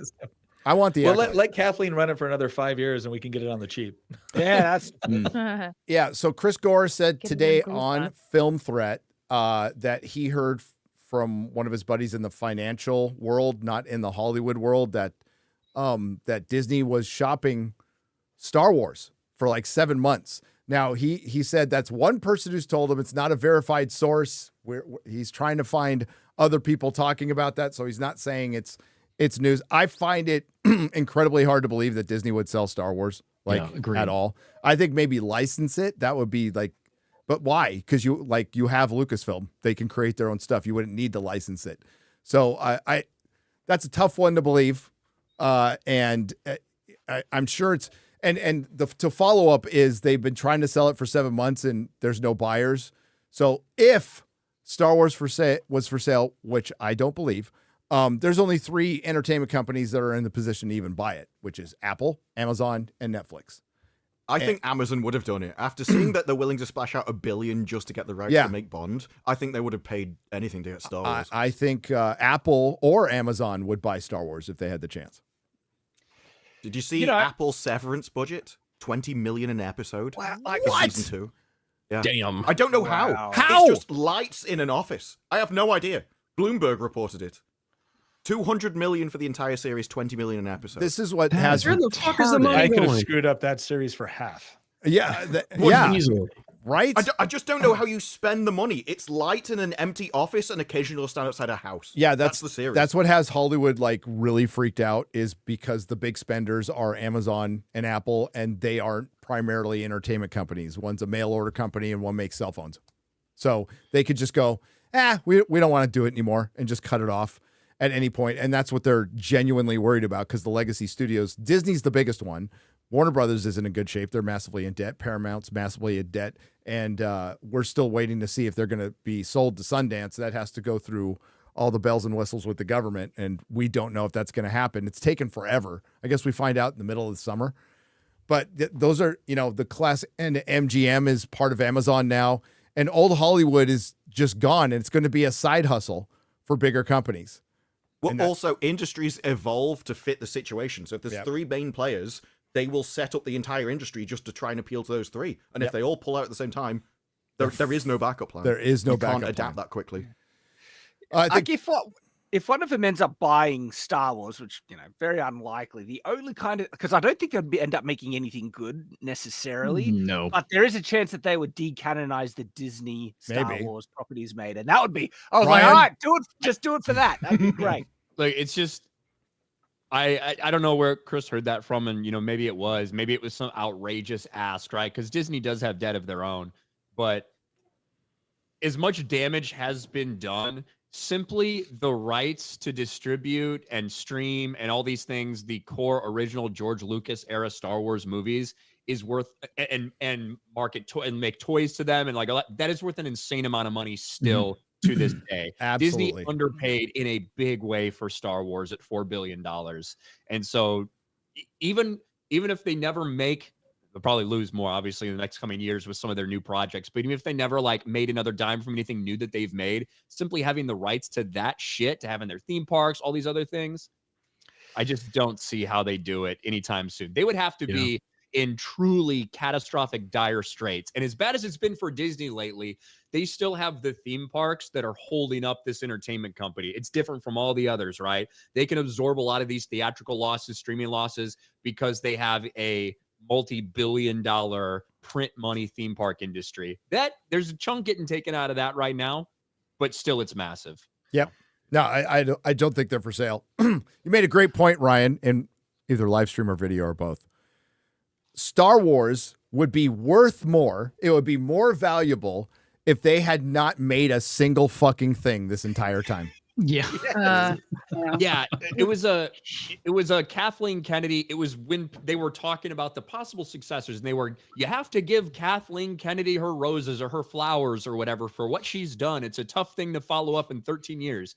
And I said, you really don't. You don't have to do that, because that was the hypothetical. If Disney had bought Star Wars 13 years ago and not done a single fucking thing to it, and they announced today, hey guys, we're doing another Star Wars movie, what would the hype be like? Would it be in better shape for the fans in the audience now than it would be if we hadn't had these past 13 years? The question the answer unquestionably is it would be in a better shape if they hadn't done fucking anything with Star Wars. So you can't give Kathleen Kennedy her flowers. Fuck that. Are you better off than you were 4 years ago? I mean, that's like that's it. I know we probably will never be able to answer it, right? But I do wonder, like, if Disney has actually made back their money from purchasing. Not even close, dude. Not even close. I actually disagree because I think that the agreements that they have for fucking games, for toys, for like all these things that aren't like publicly disclosed, they probably have made that back. You know what? The movies cost an insane amount of money. I agree with Ryan. Where they haven't made their money back and they will not make their money back is the Fox purchase. That is $72 billion. Yeah. And they pretty much wanted Hulu. Yes, they wanted the X-Men stuff. And quite frankly, the Hulu stuff has performed much better for them, which was holdover Fox stuff like Shogun and The Bear. There's a lot of stuff that's Deadpool versus Wolverine. We could go Alien Romulus. That made money. I didn't like it, but it made money. The Fox properties have done well for them because they didn't have the Disney taint on them yet. That'll take time, but that's $72 billion they need to recover. That taint is dropping. Yeah, right on their face. Tainted love. Yeah. But to like fully answer that question, just because they may have made that money back over the period of 13 years, that doesn't necessarily mean they should be happy or not disappointed with everything that's happened, right? Because what if that $4 billion had gone into something else entirely and you got a much better return on your investment? And now you've also devalued the future for this IP. Like, those are all things that would go into consideration when you're asking yourself, was this a good investment and have we made good on this investment? Look at how much they paid for Marvel without Spider-Man and the X-Men, which is insane. Yeah. And they're never getting Spider-Man back. Sony's going to hang on to that until their dying day. And they should. Yep. Dumb to get rid of that. I suppose we'll find out soon if Spider-Man 4 is going to have Punisher and the Hulk in it, like I heard. We'll find out. It's ramping up. TJ Jordan for $5 says, assuming Kathleen Kennedy is truly leaving, could it be due to the Gina lawsuit and the Mandalorian film? She may be wanting to get out before the fallout. She has both caused and endured a lot more fallout than that. Yeah. And it's not like she's Teflon. It's not like her resigning would prevent her from being part of these depositions or prevent any actionable stuff from Disney. Like, it's already happened. So that wouldn't really matter. And the access media will cover for her no matter what. No matter what. As we just witnessed. She is the worst studio head in the history of Hollywood, and they're calling her the greatest producer in the history of Hollywood. Yeah, no. Yeah, nope. I'd be the greatest producer too if I how does anybody write Spielberg's cock one time and got it on all of his movies? Sorry, Nick, go ahead. No. What amount of money is required for anybody that's even remotely self-respecting to call her the best of all time? Like that, I don't get. I understand. And the then there's like stuff. an asterisk. I understand the shill stuff. I understand running cover for ideological reasons and whatnot. But Back to the Future, to say something like that is so absurd as to just invite mockery. It's utterly absurd. She's married to a really prolific producer named Frank Marshall. She was brought up through Steven Spielberg's era. And her names are on a bunch of some classic movies that Spielberg was mostly involved in. There's a couple she did that. E.T., Jurassic Park, Indiana Jones, And those are the examples they use when they say she's the greatest of all time, are those movies, not the ones with just her. Yeah. Well, I also think you can't just discount the ideological reasons for it. Jodie Whittaker recently came out and said that one of the reasons that she felt bad about Doctor Who was she felt that she was representing an entire new group of people, and so if she failed, it would hit on women across like all of entertainment and would rule them out of Doctor Who forever. Correct. And I think that you will end up with people defending somebody for the same reason of, otherwise the women won't be able to be the CEOs and she'll affect everybody forever. So they feel like the future of history essentially is at stake. This fucking myth that women are underrepresented, or gay people are underrepresented in Hollywood or underpaid. Are you fucking kidding me? Yeah, but it doesn't matter whether They're it's true or not. overrepresented. They are very good You at did it. grouping together collectively, and they defend their friends and they defend people that they think will push their position. Rings of Power season 2, all female directors. You did it, women. You can suck just as much as men. Well, turned into a But soap they knew opera that where they we needed to bring in men. The thing is, they got Season all 3. that power and position by claiming to be oppressed and a minority. And so now that they're in that, to ensure that they keep the position, they need to still present themselves as the oppressed and the minority, and that stuff still needs to change, even though it's like, hang on, you guys have a lot of representation in positions of power now. I don't know, we're still need to break that glass ceiling because Aren't you in charge? Yeah. Like right now? Everything's You need to a good change. first step. You're the guy and you're the lady in charge. No. But I think when it comes to that specific article, the reason that guy got that interview was because that's how he was going to present it. Yeah. So they say all this shit so they can make sure that they also get the next exclusive interview. When Kathleen Kennedy finally announced she's gone, that's the guy she's going to talk to probably. Yeah. The greatest trick white women ever pulled was convincing you they were an oppressed class. Yeah. Yeah, they're the oppressors. Yep. We've been okay the whole time. Green, genuinely, some of the most privileged people on the friggin' planet, and it's like, oh, my life is so hard. I know. Ryan's barber giving him the Jimmy Neutrons. Green Blossom for 2. Yeah. Hey. I mean, facts are facts. I like Jimmy Neutron.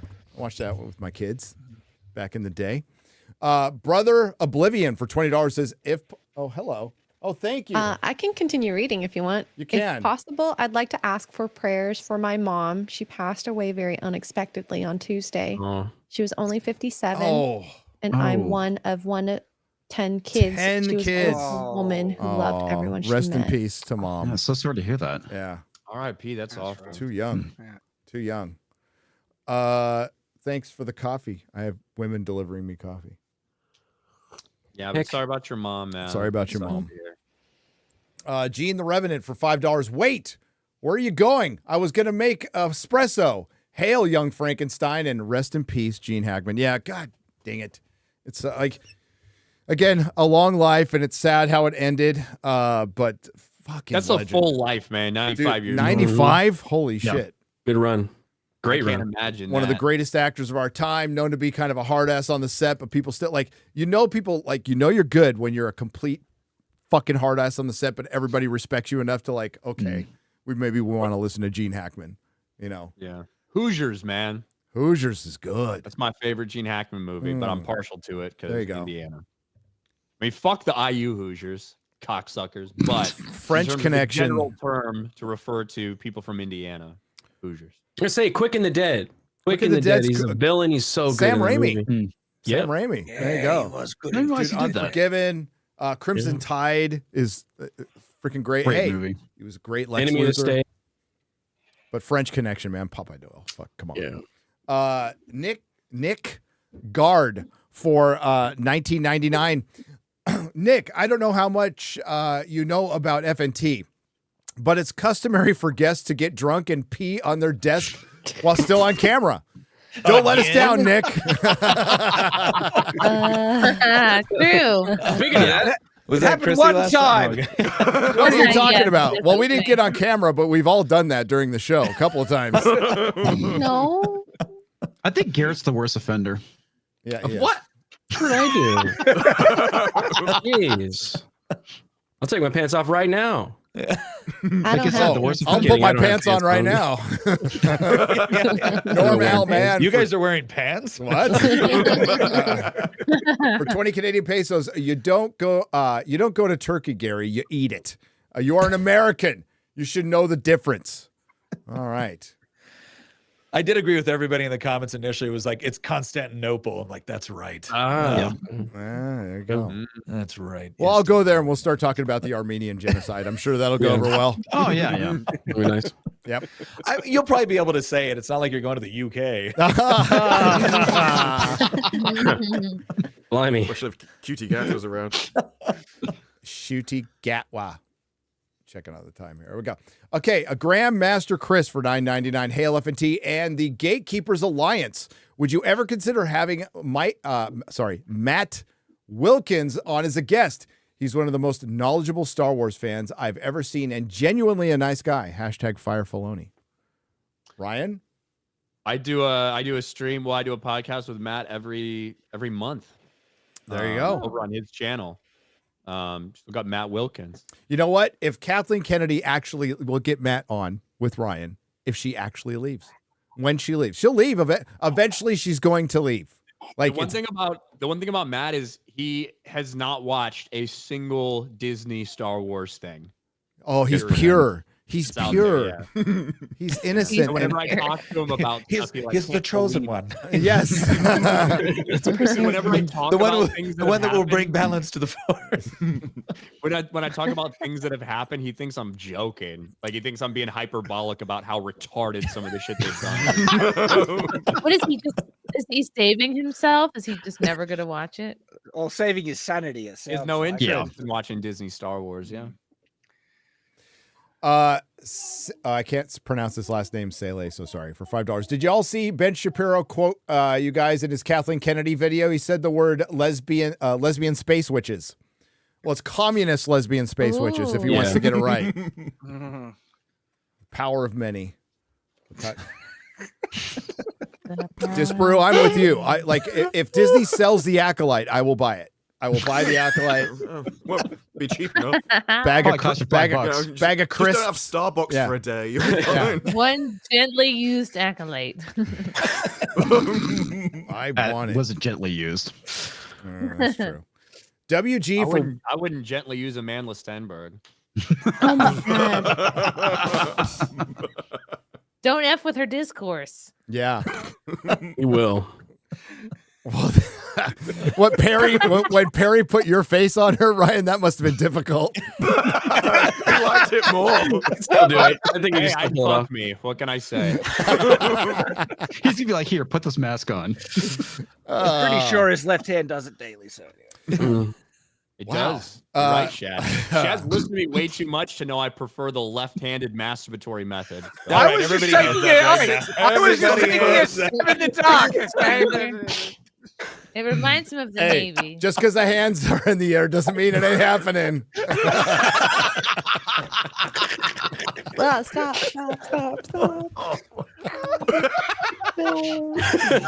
I got skills, man. Skills you've trained over a long time. I'm Nick Freitas, and I do not Yes. approve any of this. How you going with that political prospects? I'm going to be the premier for Greenland. There you go. Yes. Ship you off to the islands. WG for $100. Hail WG. See you at the Cosmic Summit. All the best to the panel. And Nick D'Oppresso. What's this? Oh, D'Oppresso Liber. Thank Green you. Beret. So it means to free the oppressed. It's the motto of Army Special Forces. Hell yeah. WG's a good dude. You'd like him. Ryan White for 2 Canadian pesos. Ryan Kinnell, would you run Lucasfilm for a mid-wage? A mid-wage? I mean, do I get full autonomy to do whatever I want? And I'm be going to able say to yes. have, yes. And be able to have a normal lifestyle? Yeah, for sure. I don't know if I'd be particularly great at it. I could gut it to the fucking bone and set it up for the future, but I don't know anything about making movies. You couldn't possibly be worse. Good. Neither do the people that Yeah. Accurate. You'll fit right in. I would actually love to write. Probably do a better job. Yeah. I don't know anything about making movies, but I don't hate the IP. Yeah. I would come in there. We'd immediately stop production on everything we're fucking doing. We'd announce we're going on a minimum 5-year hiatus. I'd fire every one of those fucking people that work. Well, I would do interviews with every single person that works there. Send them an a email. lot of them are already on my fire list, Yeah. like that Queer Dave Filoni. Just to ask them 5 things that they did that week. Yeah. 95% of them probably would get kicked on their ass, period. And then we'd make up our minds about the last 5%. I'd get people in there that were part of the old Star Wars expanded universe, people we know are already built and crafted stories like these before. Get them in there, start a real kind of story group to develop a plan for going forward. We'd immediately say everything that's happened in cartoons, movies, TV series, whatever. I don't care if you like it. I don't care if that was your favorite thing. It's fucking gone. Sayonara, bitch. And actually, to all the sequels fans out there, the handful of them that exist that like Disney Star Wars, I'd say, hey, we know this is really important for you. So we're decanonizing this and we're going to call it Legends. I hope that makes you happy. And then we would get going. That'd be the plan. It's good. You're already doing a better not job about this at at this all. point. No, I was going to say, just never thought about this. We just cut his audition tape right there. Excuse me. Better than Kathleen Kennedy. Don't be hasty for $10 says the only way Kathleen Kennedy improved Star Wars image was by making people look at the prequels more fondly. It's just too bad she did it by dragging Star Wars down as a whole. Oh, well, the prequels are looking like gold right now. They are. It's like there was a bunch of drunk people sitting around a table and said, you cannot make Jar Jar Binks a better character by comparison. And Kathleen Kennedy was like, hold my cocaine. Yes. Immediately went off and did it. You know what? Maybe this was all like 4D chess. Maybe Kathleen Kennedy has actually done more service like for George Lucas's legacy than we could possibly imagine. Oh, it was George's 4D chess. He's like, I'm gonna put this bitch in charge, and my shit's gonna look so good. He's been paying her off by the side as they've been asking for him advice, and he's like, if you did this, Like having meetings of what they can get away with. It's like, we'll put lesbian space witches in them, have them sing a song. It's like, they'll never let you do that. They did. They let me do it. Shit. It's because I'm a woman. I mean, Disney Star Wars strategy recently really feels like the Kung Pao strategy, where it's like they've been going out of their way to hit themselves, and I have more blood on me, therefore I am the victor. Because it's like it's intentional. It's like it's intentional. The way do you want to travel to a different galaxy to tell a guy that he's just in the friend zone? I forgot about that. Stupidest plot point ever. Oh my god. Yeah, you could send a text for that. Like, put our entire galaxy at risk just to tell him that's how important it was. By the way, I just want you to know I am not attracted to you at all, like in any way, shape, or form. Can I have your lightsaber? A space whale. Yeah. And he gives it to her like the simp he is. TJ Jordan for $5. What's the last Steven Spielberg film that was creative for you? For me, Minority Report. Although in terms of the last great film, Jurassic Park. Minority Report is fucking awesome. Yeah, Minority Report is great. Saving Private Ryan, Band of Brothers, both of those are really great. But the last one that felt like Spielberg from the 80s is Jurassic Park. Jurassic Park. That's the last one that feels like the Spielberg I grew up with. Not Kingdom of the Crystal Skull. Not Kingdom of the Crystal Skull, Ryan. No. His like I love Saving Private Ryan. I like War of the Worlds. I like Minority Report. But the last one that feels like a true Spielbergian film is Jurassic Park. Yeah. Been a long time. time. War of the Worlds was obviously lighthearted. I guess Jurassic Park wasn't either. So was Minority Report based on anything? Or is that like K. Dick? Philip K. Dick. Philip K. Dick book. Yeah. Southeastern Kaiju for $2. Hail, Nick. Great seeing you on FNT. It's great having you here, Nick. Hopefully you come back. I'm loving it, man. Wow. I'm loving it. I mean, political career's over, but Arachnophobia.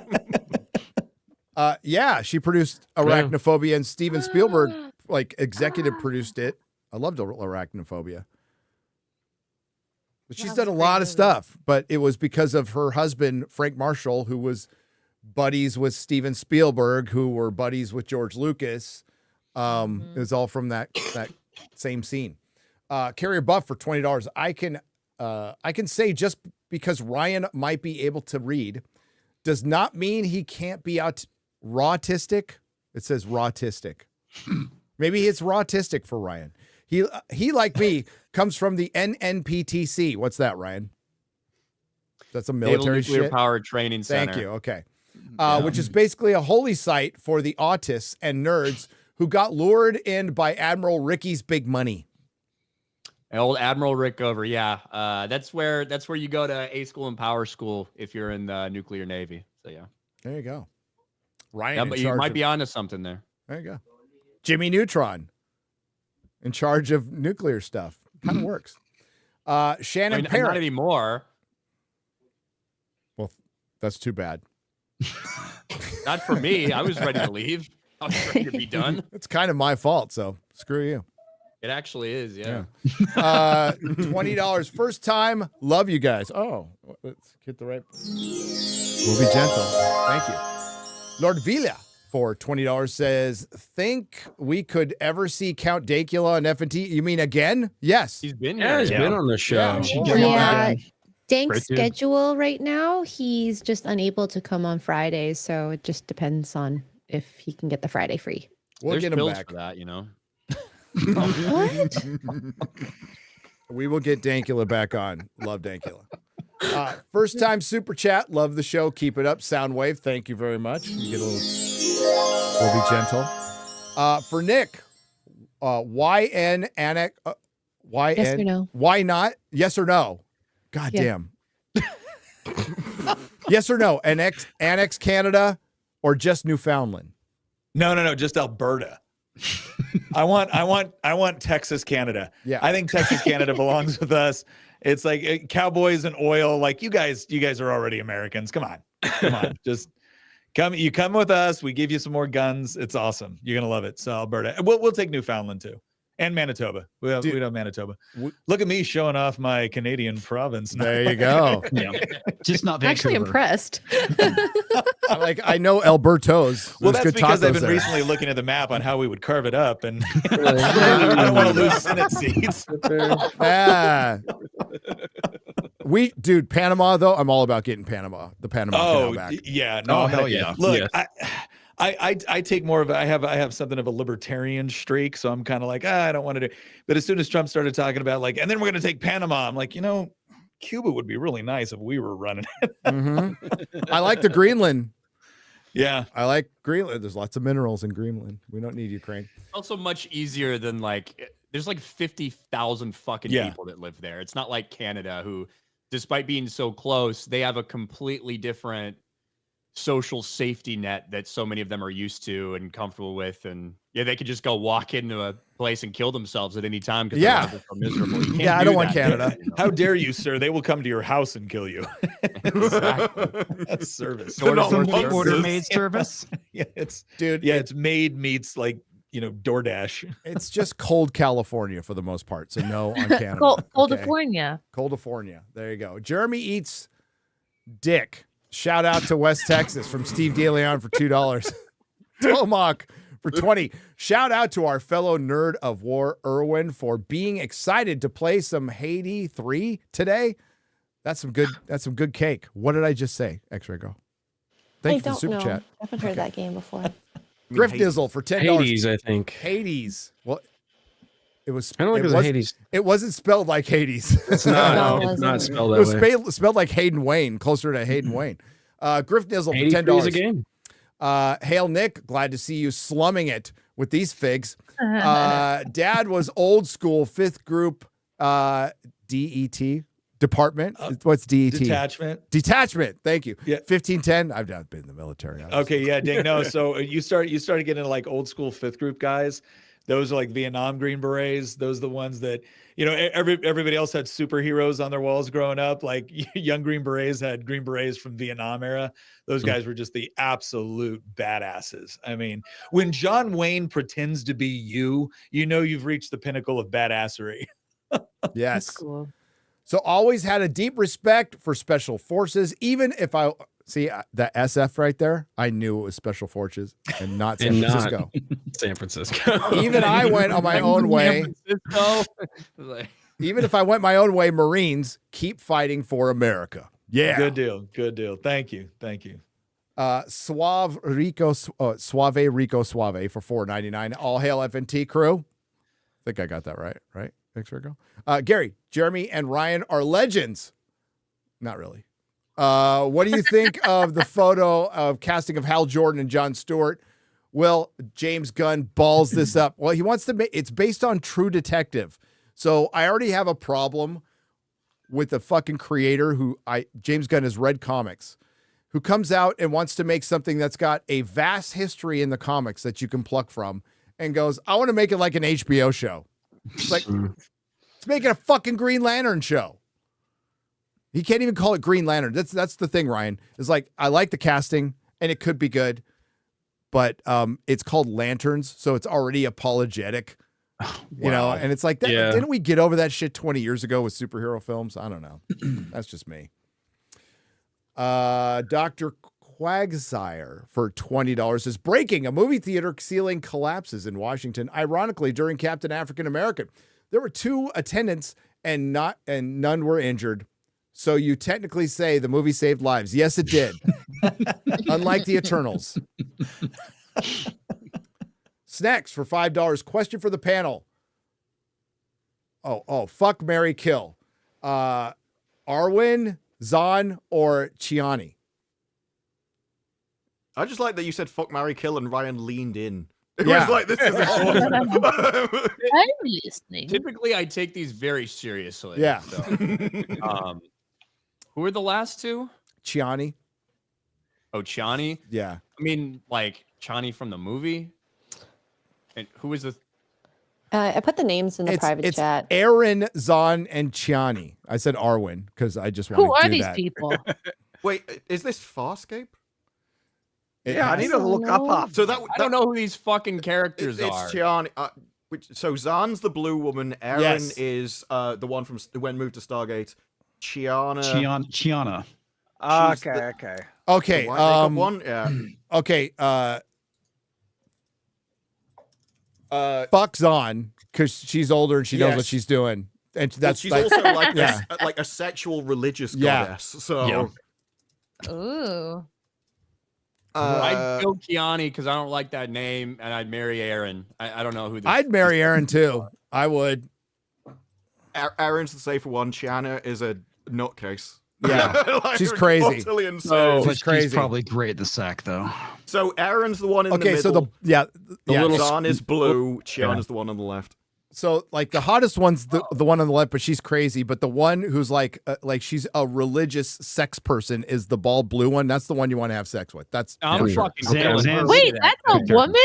Yes. Yeah, that looks like a dude. What are you talking about? What are you talking about? She doesn't look like a dude in the show. Not in the show, dude. No, she's got sorry, Nick. She's got a big old fucking rack. Like, no way. Well, this is from later in and the not series. in the way Az likes them, okay? Where she actually got poisoned from all the makeup that she used to wear, so they put more clothes on her. And then she had to leave the show, right? So yeah, she did. The one on the left is like crazy, you said? Yeah, it's a nutcase. Yeah, it's not. It would not be the first time, nor probably the last I put my dick in crazy. She's doing whiteface, by the way. I respect it. Yeah, Claudia Black though is like that's my kind of hot right there. She actually gets with I forget his name, the guy over her left shoulder. That's who she ends up with. There's broken bones involved. Yes. Wait a second. The one in black, the mask, or the furry one? The Cenobite? Oh, God. Her left shoulder. No. Not Scorpius. We got to continue. Wait, no, not Scorpius, the other one. I forget his name. Samuel Perez. No. For $9.90, we got to move on. We can't sit there and do fuck, marry, kill forever. I'll do that on a nooner, okay? Yeah, it's more appropriate. Samuel Perez for $9.99. Hey, Nick. As a young dad, your videos about raising sons and daughters really helped me out. Thank you for that. Also, because of you guys, I'm going to start watching Star Wars. Let's see how it goes. Okay, stop at Return of the Jedi. Yeah. Yes. Unless you go into the novels. Stop at Return of the Jedi. The novels are great. I have nothing against the novels. I don't want to disrespect. The EU's like mostly really good. What I've read, I love the comic. I've read more of the comic books, and I love the Dark Horse comic books are great. But he's probably just talking about movies. Yeah. There's some really awesome shit. Yeah. You know, a little variety. Oh, yeah. All right. We're going to wrap this one up. Head over to Rumble. We'll get the rest on Monday on Rumble and Nerdrotic Live. Thanks to the Modrotics. Thanks to our guest, Nick Freitas. Thanks to everyone who left a super chat and donation. You help keep the lights on. Thanks to all the lurkers. We'll see you next time with Paul Chato. Oh, yeah. Paul Chato. Hell yeah. Hell yeah.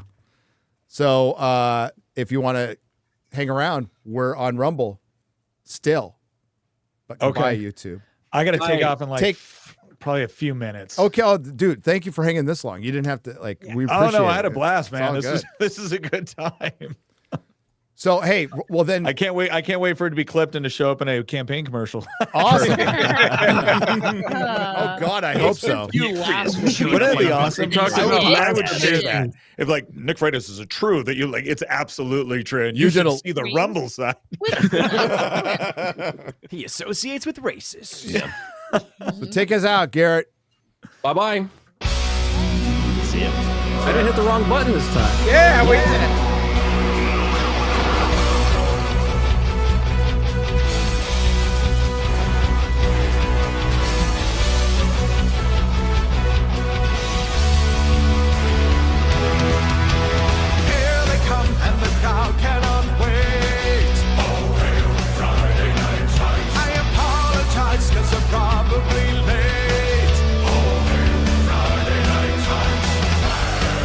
Radical life.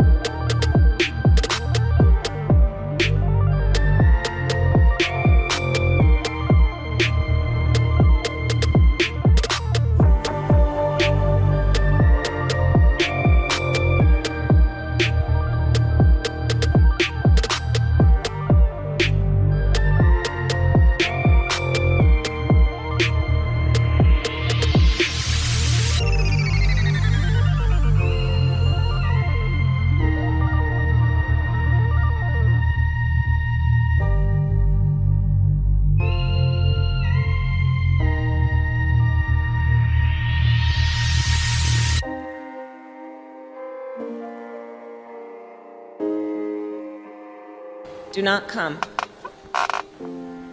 Do not come. I'm gonna come. Dame, dame.